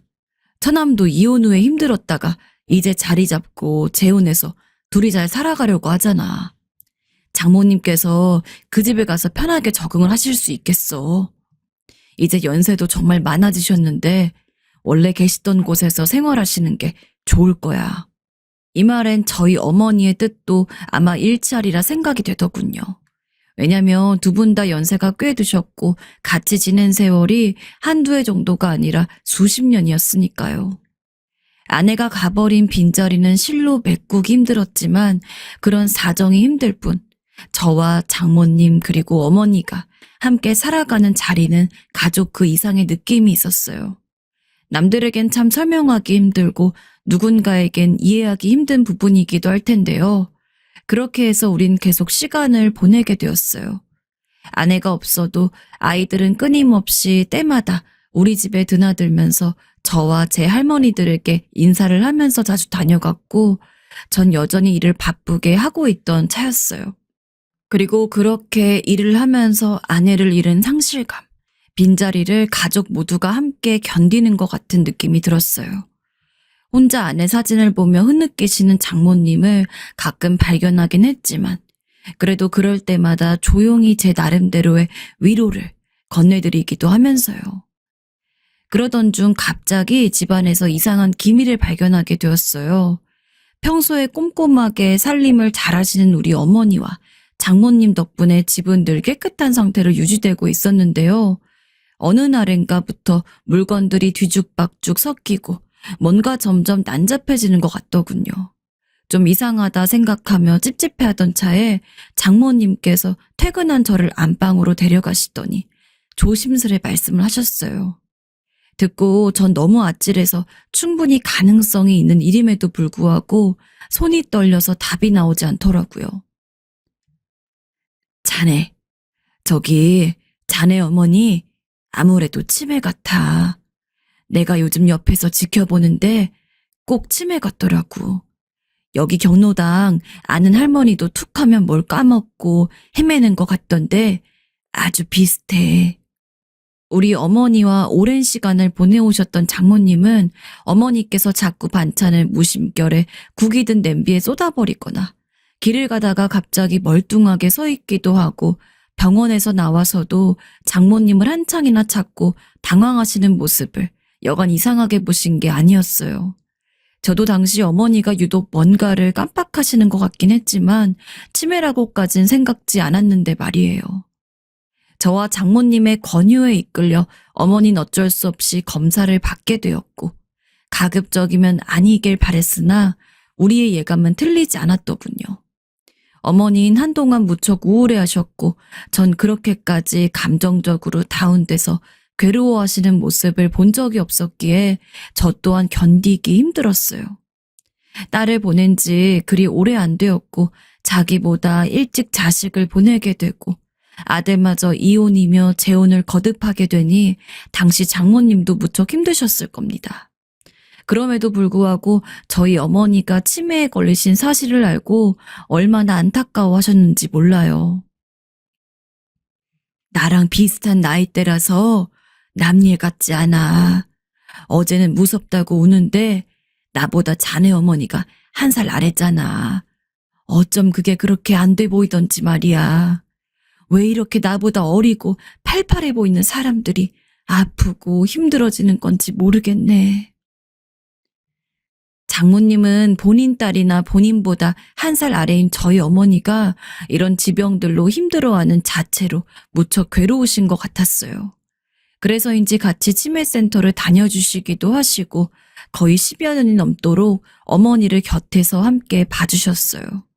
중간에 제가 크게 마음을 먹고 요양원 이야기를 꺼냈으나 장모님은 상당히 확고하게 말씀하셨습니다.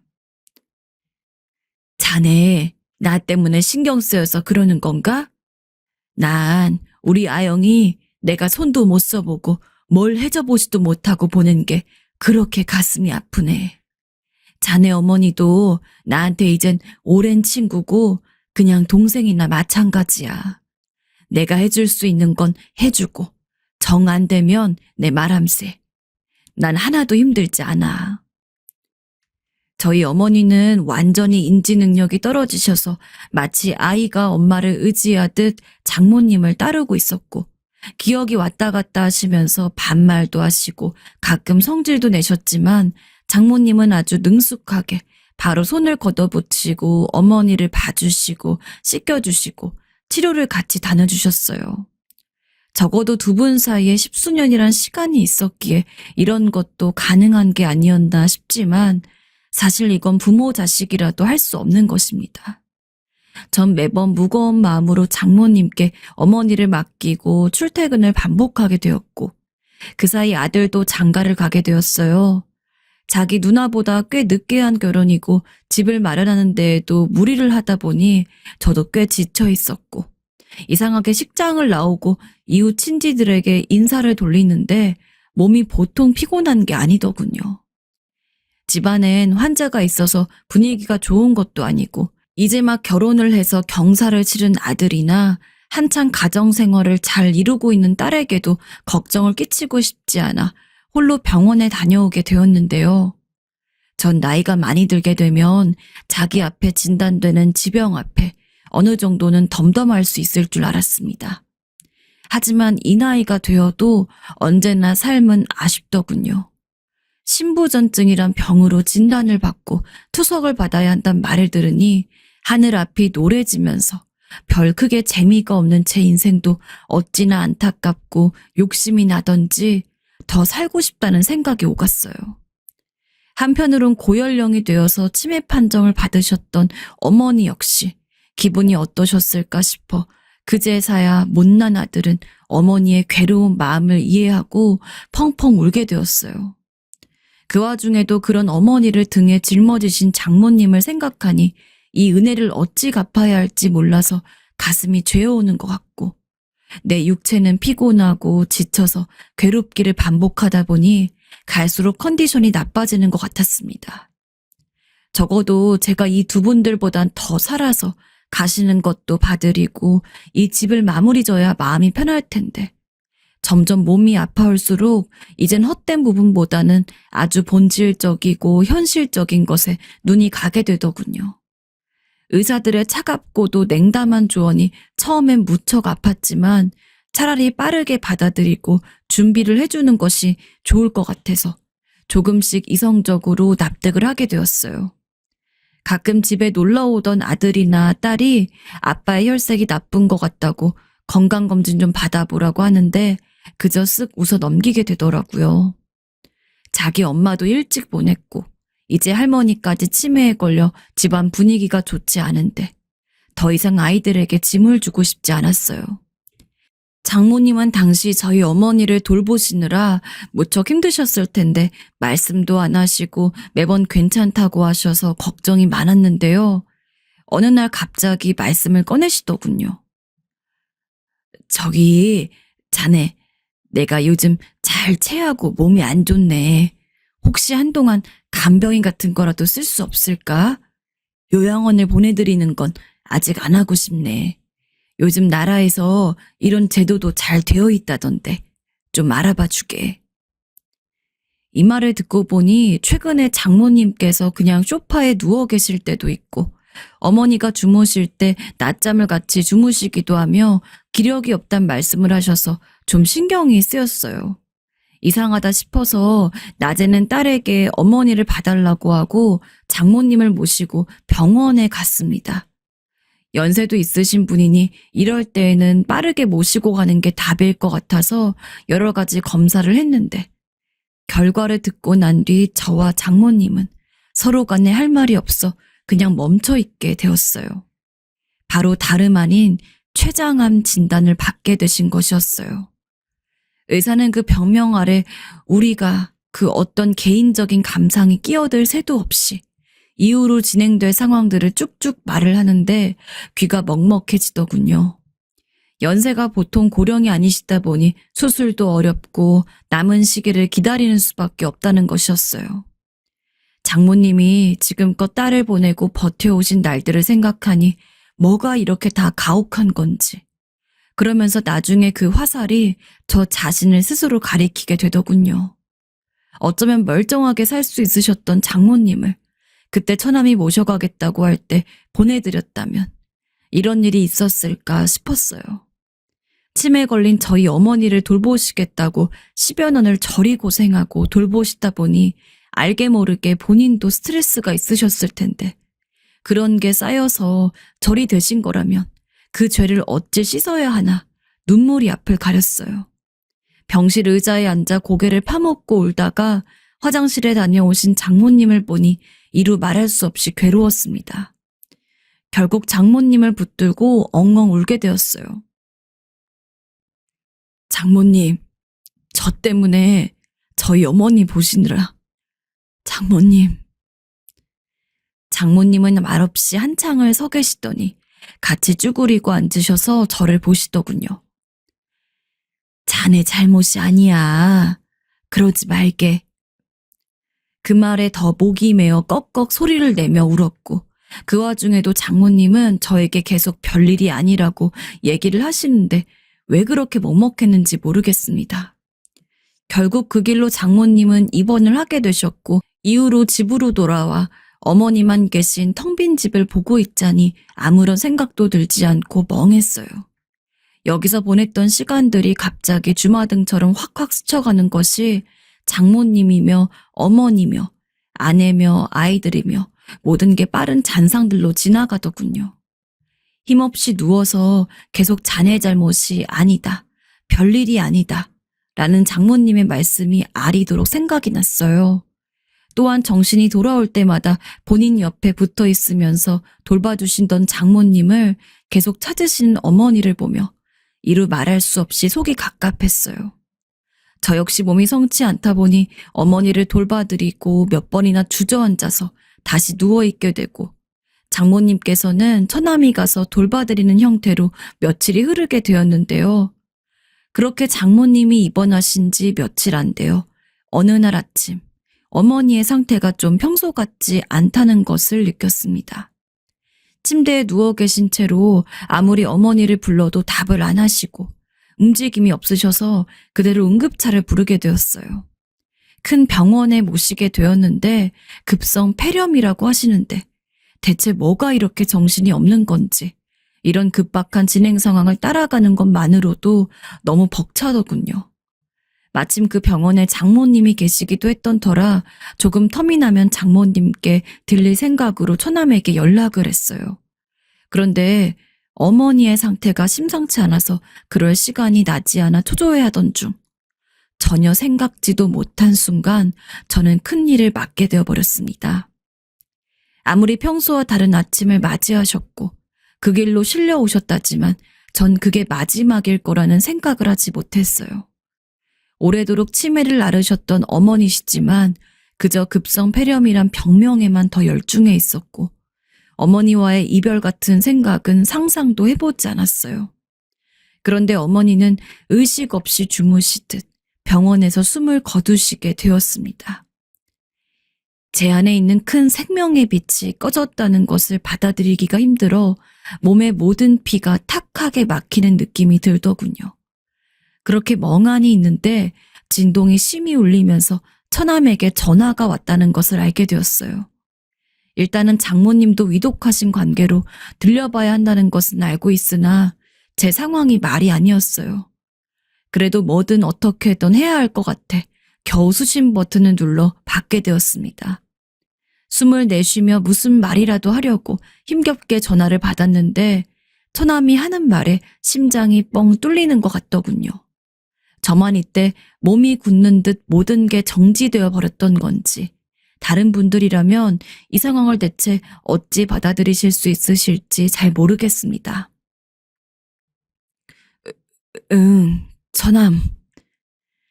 매영, 엄마가, 그래, 엄마가 지금 가셨어요. 저희 어머니가 숨을 거두신 지 5분 남짓 지나 같은 병원 다른 동에 계신 장모님께서도 숨을 거두셨다는 것입니다. 이 상황이 너무나 얼얼하고 믿기지가 않았고 한편으로 눈을 타고 알 수 없는 감정의 눈물이 쉴 새 없이 터져나왔어요. 저와 처남은 정신이 없어 서로의 병동으로 움직이기 힘든 상태였기에 전 겨우겨우 어머니 소식을 전했고 그 말에 처남 역시 숙연해져서 서로 한참이나 말을 잇지 못했어요. 나중에 힘겹게 이 모든 상황들을 정리하고 홀로 남게 되어 집안을 둘러보고 있자니 머릿속이 몽롱하더라고요. 오래도록 살면서 한두 번 이사를 거치긴 했지만 제 밑으로 딸려있는 식구는 늘 아내와 장모님, 어머니, 그리고 딸과 아들이었어요. 남들이 볼 때 참 신기한 조합이라고 했지만 우린 그럭저럭 잘 살아왔고요. 한편으로 저는 아내가 떠났을 때조차 그렇게까지 무거운 마음은 아니었는데 이후 어머니가 치매에 걸리시고 제가 아프다는 것을 알았을 때부터 삶이 버거워지기 시작했어요. 그 사이를 장모님이 채워주셨고 적어도 그 두 분보단 오래 살아서 그분들이 가시는 걸 보고 싶다고 생각했던 소망이 이뤄져서 다행이라 생각되더군요. 저도 몸이 많이 위독한 상태고 병원에서도 할 수 있는 것은 다 했다고 말을 최근에 전해왔으니 시기가 얼마 남지 않은 것 같긴 합니다. 적어도 이 사실을 처남에겐 말을 해야 될 것 같아서 말을 전했는데 처남은 듣고 눈물을 짓더군요. 평소 과묵한 처남이 말을 잇는데 왜 그렇게 눈물이 났는지 모르겠습니다. 그렇게 눈물이 많은 사람이 아닌데 말이에요. 매영, 우리 엄마가 가는 순간까지 매영이랑 사돈어른 걱정했어요. 엄마 안 보여서 사돈어른이 찾을 거라고요. 그걸 보면 우리 엄마는 매형내서 살았던 게 형이 걱정한 것만큼 그렇게 힘들지 않았던 것 같아요. 누나를 보내고 매형이랑 산 세월도 길어서 이제 아들과 다를 게 없다고 하더라고요. 엄마는 매형이 가끔 사돈 어른이랑 어디 드라이브 시켜주면 그렇게 좋았대요. 난 우리 엄마랑 그런 걸 별로 못 해줬는데 말이에요. 매형, 우리 엄마 가는 길은 편해 보였어요. 전 매형한테 너무 고맙게 생각해요. 하나하나 너무나 장모님다운 말씀이셔서 저희 어머니 이상으로 빈자리를 체감하게 되어 통곡하게 되었어요. 이후 걱정을 조금 해본다면 제 아이들은 어엿한 부모들이 되어 가정을 이루고 있기에 그리 큰 근심은 없습니다. 하지만 집안의 어른들이 너무 연달아 떠남으로 인해 마음이 힘들까봐 그런 부분들을 잘 보듬어 달라 처남에게 부탁하게 되더군요. 저희 아이들도 아이들이지만 엄마와 누나, 매형까지 떠나보내고 상실감이 클 처남 역시 마음이 쓰여 서로 잘 의지하는 관계가 되기를 바랍니다. 처남이나 애들이나 막상 제가 가장 힘들 거라며 걱정하고 있지만 전 제가 꼭 마무리하고 싶었던 어머님들의 가시는 길을 정리할 수 있었기에 그렇게 힘들지 않습니다. 그리고 장모님께서 남기신 말씀을 듣고 나니 제 인생이 나름 쓸모있게 쓰였구나 싶어 안도의 한숨을 쉬게 되기도 합니다. 이렇게 여기까지 저희 가족의 이야기를 들어주셔서 감사드립니다. 안녕하세요. 제가 이런 곳에 사연을 보낼 줄은 몰랐습니다. 요즘 고민거리가 생겨 많은 분들의 도움을 받고자 염치불구하고 사연을 보냅니다.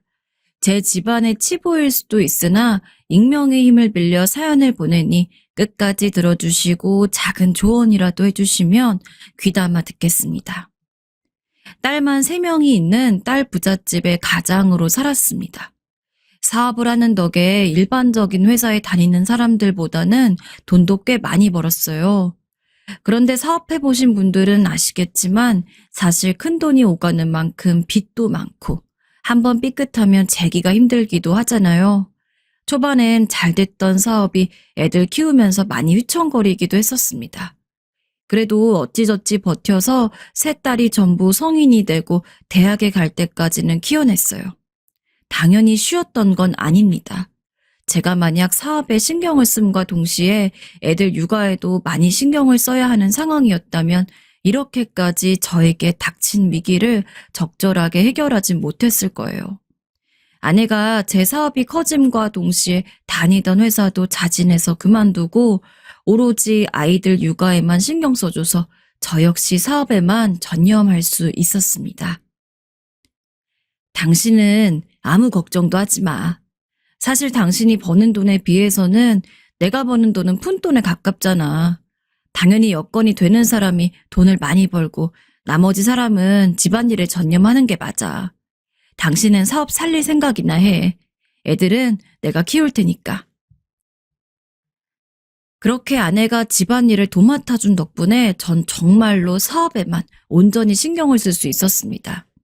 사실 그렇게 위험한 상황일 때 아내가 아니었다면 저 혼자서는 막막한 순간들을 헤쳐나가기 힘들었을 겁니다. 그나마 불행 중 다행이라면 아이들이 성인이었는 건데 그렇다고 해도 아직 한창 본인의 미래를 위한 준비를 하기 바쁠 시기인데 제 일에 대한 도움을 받을 수도 없고 사실 전 아내를 아주 사랑해서 결혼한 것은 아니었습니다. 하지만 다른 것은 몰라도 아내가 저희 가족을 일구어 나가는 데 있어서 정말 중요한 사람이었어요. 아내가 함께 있어 주었기 때문에 힘든 시기도 잘 이겨나갈 수 있었고 결국 제 첫째 딸은 집안을 크게 신경 쓰지 않고 자기가 사랑하는 사람을 만나서 결혼까지 앞두고 있었으니까요. 첫째가 결혼하고 싶은 사람이 있다면서 사위 손을 잡고는 수줍은 얼굴로 저희 집에 처음으로 소개를 시켰을 때가 여전히 생각납니다. 아버지, 어머니, 나 이 사람이랑 결혼을 하고 싶어요. 허락해 주세요.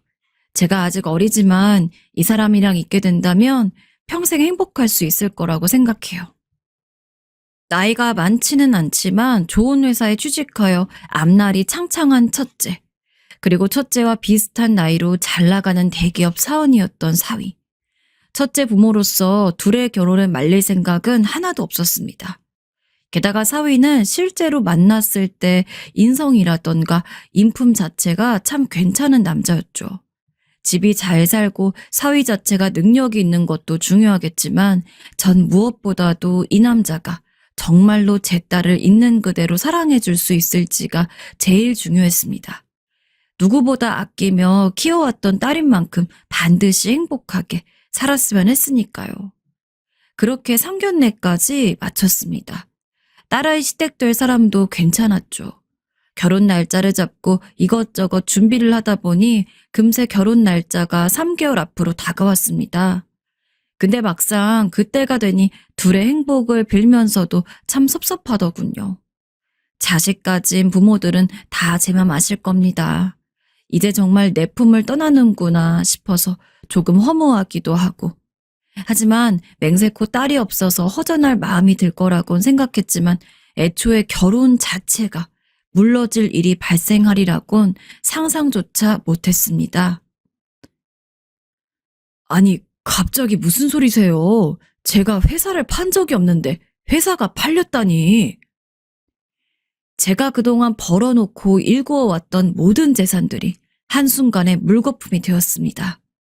저도 모르는 새 제 재산들이 전부 팔려 있었습니다. 도대체 어떻게 된 영문인지 알 수가 없었습니다. 전 그냥 여느 때처럼 잠을 자고 일어났을 뿐이고 또 어느 날과 마찬가지로 일을 보면서 똑같은 하루를 보내려고 했을 뿐인데 영문을 알 수 없는 일에 할 말을 잃은 것도 잠시 문득 아내가 생각이 났습니다. 아내는 전날 밤 처가댁에 급한 일이 있어서 며칠만 쉬다 오겠다고 했죠. 장모님이랑 장인어른한테 무슨 일 있어? 내가 안 가봐도 돼? 괜찮아. 당신은 일하는 것도 바쁜데. 그렇게 큰일 아니니까 며칠 뒤면 돌아올 거야. 너무 신경 쓰지 마. 알겠어. 그럼 몸조리 잘하고 잘 해결하고 와. 평소 한 번도 처가댁에 가겠다고 얘기를 한 적이 없는 아내였기에 무슨 일인가 싶어 걱정이 됐지만 아내는 괜찮다고 했습니다. 그리고 전 당연히 그 말을 믿었죠. 그런데 하필 아내가 없는 시기에 제가 알 수 없는 사태들이 일어났다는 게 믿을 수가 없었습니다. 물론 시기가 겹쳤다고 해서 무조건 아내를 의심한 게 아닙니다. 가장 중요한 건 제 회사며 뭐며 모든 것들이 다 아내의 명의로 되어 있었다는 거죠. 원래부터 그랬던 건 아닙니다. 그때는 제 명의로 되어 있었어요. 하지만 사업이 몇 번 휘청이면서 이대로 있다간 재산이 위험할 수도 있을 것 같다는 판단이 들었습니다. 그때만 해도 전 무척이나 아내를 믿고 있었고 그래서 아내에게 제 재산들에 대한 명의를 돌려놨어요. 그게 얼마나 큰 실수가 될지도 모르고 말이죠. 여보, 난 사업을 하면서 빚이 더 생길 수도 있기 때문에 혹시 모르는 사태를 대비해서 당신 명의로 다 돌려놓는 게 나을 것 같아. 당신은 어때? 나야 상관없지. 명의는 바꾸는 건데. 그 뒤론 아무 문제도 없었기에 저조차 잊고 있었습니다. 회사가 안정이 되어도 그걸 굳이 다시 제 명의로 바꿀 생각은 없었어요. 언제 또 위험해질지 모르니까요. 그런데 그게 이렇게 되어버리다니. 지금 이 사태는 아무리 봐도 아내가 아니면 있을 수가 없는 일이었습니다. 전 여기저기 수소문을 하면서 알아봤고 정말로 아내가 제가 가지고 있던 모든 재산을 팔아버리고 잠적했다는 것을 알게 되었습니다. 아마 아내는 처가댁에 다녀오기로 이야기를 하기 전부터 철저하게 준비를 해놨겠죠. 이 사람이 언제부터 이런 무서운 일을 계획하고 있었는지 알 수 없었습니다. 문제는 이미 사건이 벌어지고 말았다는 거였죠. 첫째 딸부터가 문제의 시작이었어요. 아버지, 저 어떡해요? 제 결혼은 시부모님이 파혼하라고 해요, 아버지. 결혼이라도 어떻게든 시키고 싶었지만 소용이 없었습니다. 착한 첫째 딸은 결혼 전에 비밀은 없어야 한다면서 바보같이 예비 사위에게 집안 사정에 대한 모든 걸 털어놓았나 봅니다. 그런데 그걸 들으신 예비 사돈들이 딸은 엄마를 닮기 마련이다. 결혼은 현실이야. 이건 조상님이 살리신 게 분명해. 이 결혼 절대 못 시킨다. 당장 파혼하거라. 라며 갑자기 태도를 바꾼 겁니다. 전 그 소리를 듣고 예비 사돈과 어떻게든 만나 설득해 보려고 많은 노력을 했지만 다 소용이 없더군요. 오히려 제게 아니, 도대체 어떻게 됐길래 같이 산 사람이 그런 배신을 하나요? 라며 날카로운 말을 하더라고요. 그나마 사이 될 사람이 어떻게든 해보려고 했던 것 같긴 한데 결국 저희 딸은 결혼을 100일도 채 남기지 않은 상황에서 파혼을 당해야만 했습니다. 사랑하는 사람과의 결혼이 코앞인데 그 마음이 식은 것도 아니며 자기의 친엄마 때문에 모두 일그러졌다는 게 딸아이로선 얼마나 슬펐겠습니까? 그 후 첫째는 한동안 미친 듯이 아내를 찾아다녔습니다. 저 또한 그랬지만 전 이미 아내를 찾을 수 없다는 걸 어느 순간부턴 자각하고 포기했지만 첫째는 그러지 않았어요. 걱정되어서 저도 말리고 다른 아이들 역시 첫째를 위로했으나 아무런 소용이 없었습니다. 내가 어떻게든 엄마를 찾아야 돼. 엄마를 찾으면 다시 결혼할 수 있을지도 몰라. 이런 말하기 그렇지만 아버지인 제가 봐도 첫째는 거의 미쳐 있었습니다. 매일같이 밥도 제대로 안 먹고 새벽같이 일어나서는 밖에 나가서 밤 늦게 들어왔어요. 모두 아내를 찾기 위함이었습니다. 하지만 나는 땅으로 꺼졌는지 하늘로 솟았는지 영 소식을 들을 수 없었습니다. 처가댁도 의도적으로 저희 연락을 받지 않는 것 같았죠. 계속되는 실패에 첫째 역시 아내를 찾는 것을 포기할 수밖에 없었습니다. 하지만 그렇다고 해서 마음의 상처가 낫는 것도 아니었죠. 결국 저희 딸은 우울증을 얻었습니다.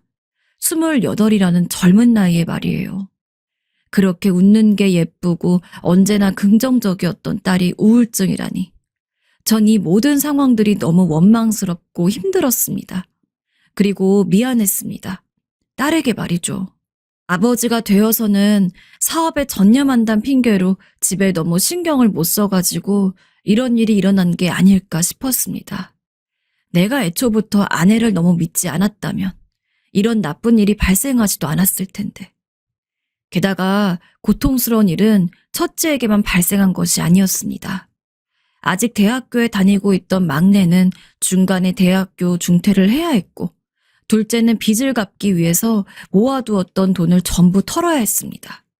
정말 아버지로서 면목이 없었습니다. 게다가 가족 수에 비해서 제법 큰 집에 살고 있었던 저흰 집까지 전부 넘어갔기에 급하게 저희 가족이 살 집을 찾아야 했습니다.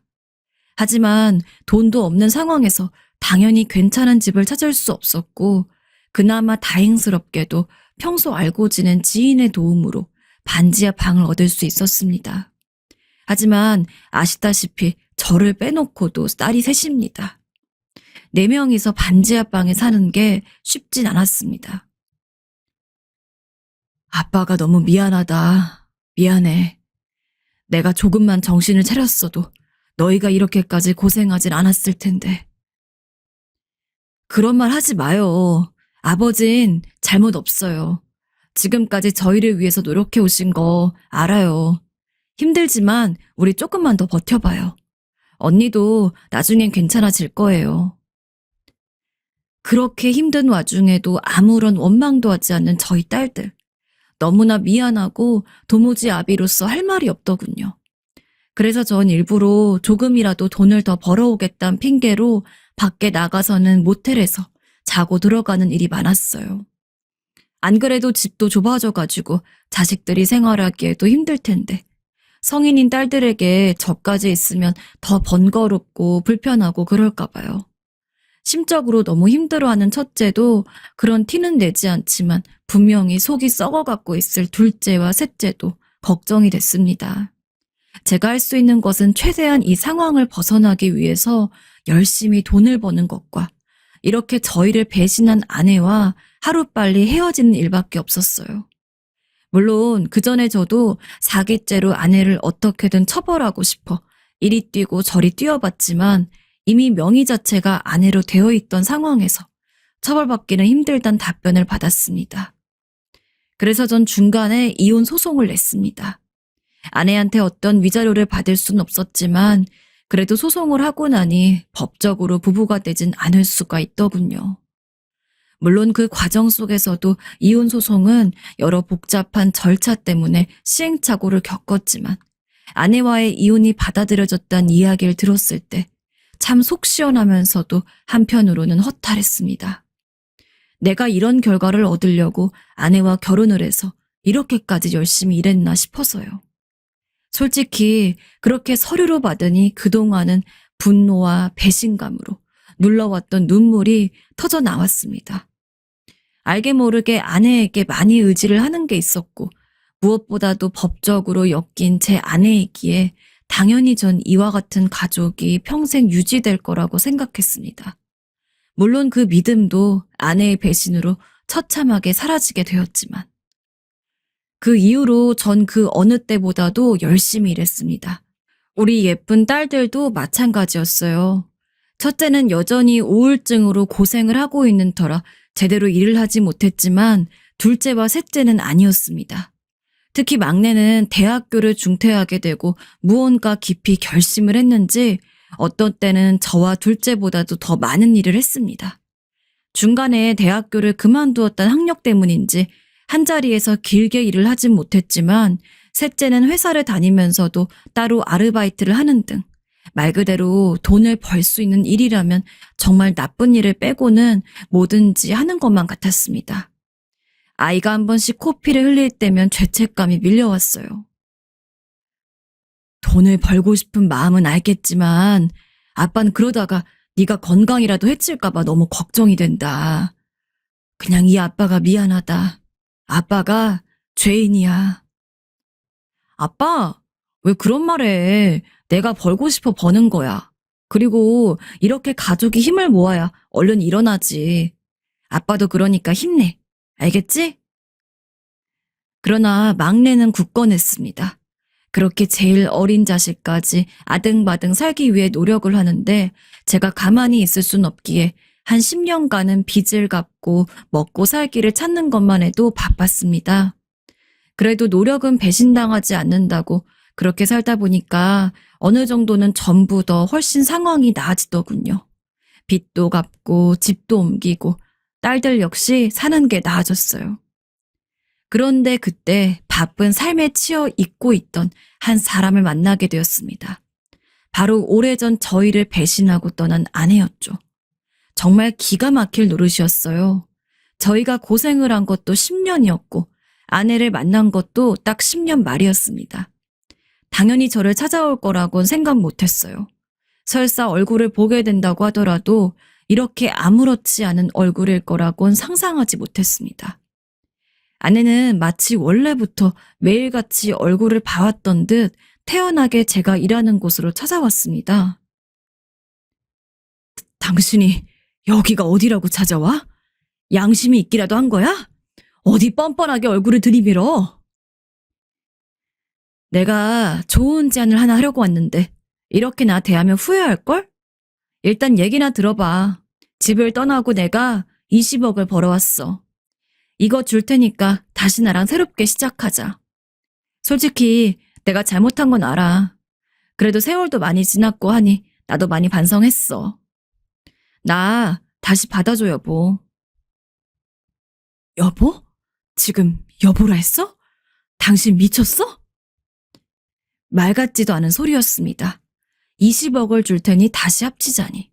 어디서 그런 큰 돈이 났는지 알 수 없었고 돈의 출처를 안 들 아내와 합치고 싶은 생각도 하나도 없었습니다. 됐으니 얼른 꺼지라고 소리를 지르는 제 앞에서 아내는 그 20억이 재혼한 남편의 유산이라고 이야기를 하더군요. 그렇게 저희를 떠난 뒤 아내는 팔자 좋게 재혼까지 한 모양이었습니다. 그리고 그 남자가 죽자마자 저희에게 온 것 같았죠. 그렇게 믿고 있던 아내가 설마 이렇게까지 바닥인 여자일 줄은. 화가 나서 말도 제대로 나오지 않았습니다. 손이 부들부들 떨렸습니다. 그러나 아내는 끝까지 뻔뻔했습니다. 내가 바람을 피려던 게 아니야. 당신도 알지만 당신 사업이 뭐 순탄했어? 매일같이 위험했으니까 당신이 가지고 있던 것도 다 내 명의로 돌려놓을 정도였잖아. 당신 말 없이 그렇게 한 건 미안한데 나도 사정이 있었어. 나도 얼마나 마음이 불편했다고. 많이 후회도 됐고 자식들 걱정에 제대로 잠 한 번 자본 적도 없어. 나 그래도 엄마잖아. 엄마? 네가 엄마야? 엄마가 어떻게 그런 짓을 할 생각을 해? 잘 생각해봐. 이 돈도 나 혼자 쓰려면 충분히 호의호식하면서 쓸 수 있어. 그런데 이렇게 큰 돈을 가지고 왔잖아. 그게 뭐겠어? 당신이랑 우리 자식들 행복하게 해주려고 내 인생 버리고 다시 찾아온 거라고. 당신은 지금 돈이 문제야? 우리 신뢰를 다 저버리고 배신해놓고 그게 말이 된다고 생각해?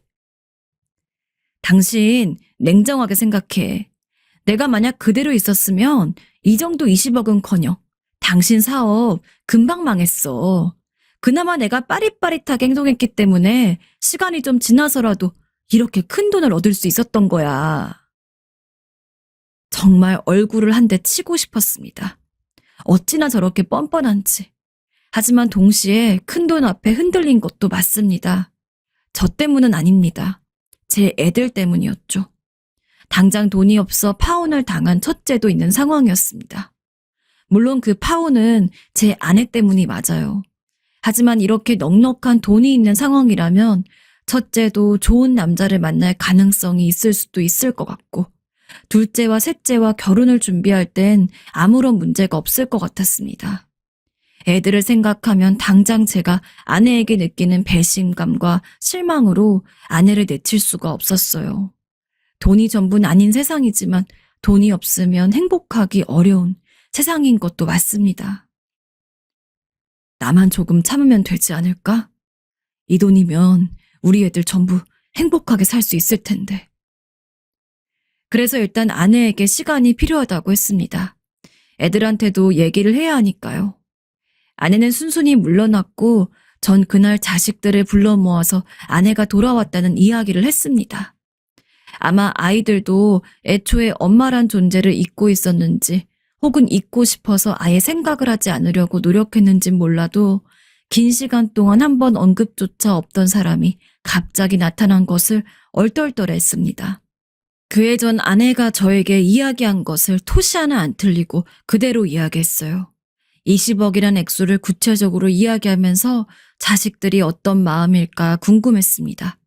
하지만 아이들은 결사 반대했어요. 미친 거 아니야? 난 이미 10년 전부터 나한텐 엄마 같은 거 없다고 생각했어. 20억이든 200억이든 난 절대로 아빠가 그 여자랑 다시 합치는 거 이해 못해. 돈이 전부가 아니야. 그깟 돈 없어도 우리 네 식구 충분히 행복할 수 있어, 아빠. 절대 그 여자 말 듣지 마. 저도 그렇게 생각해요, 아버지.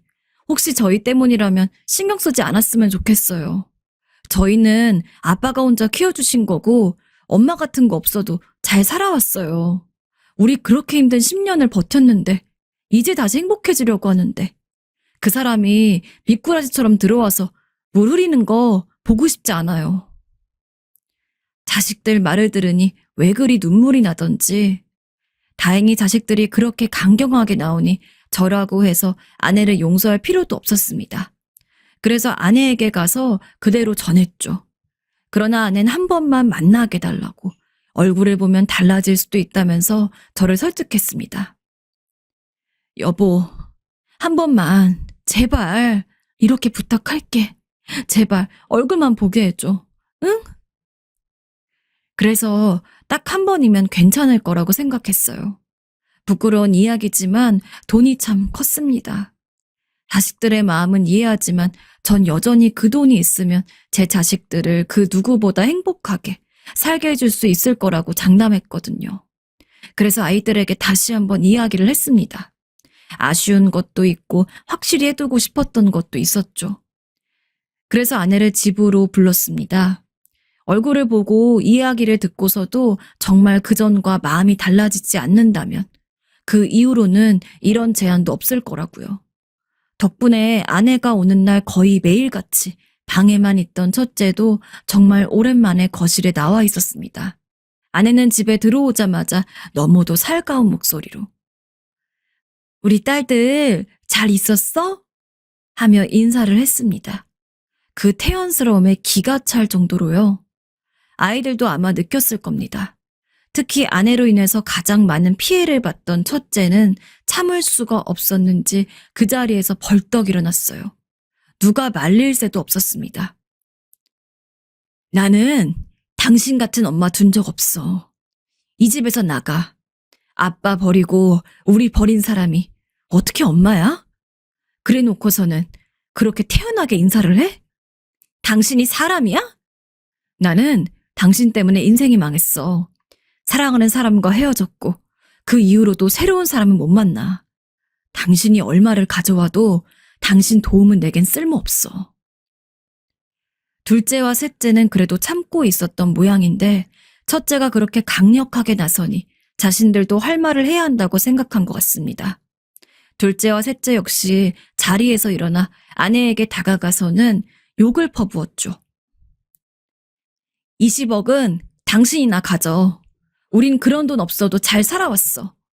애초에 바닥까지 가라앉은 상태에서도 살아났는데 20억 있어봤자 우리가 기쁠 거나 같아? 돈만 있으면 우리 살 수 있다고 생각한 거야? 애초에 가족이란 틀을 버리고 벗어난 건 당신이야. 가족은 돈으로도 살 수 없어. 그깟 20억 당신이나 가져.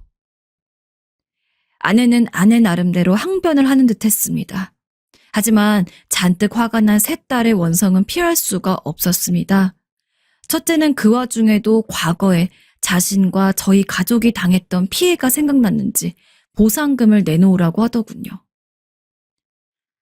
그리고 당신과 아빠가 일군 재산 중 절반은 아빠 거야.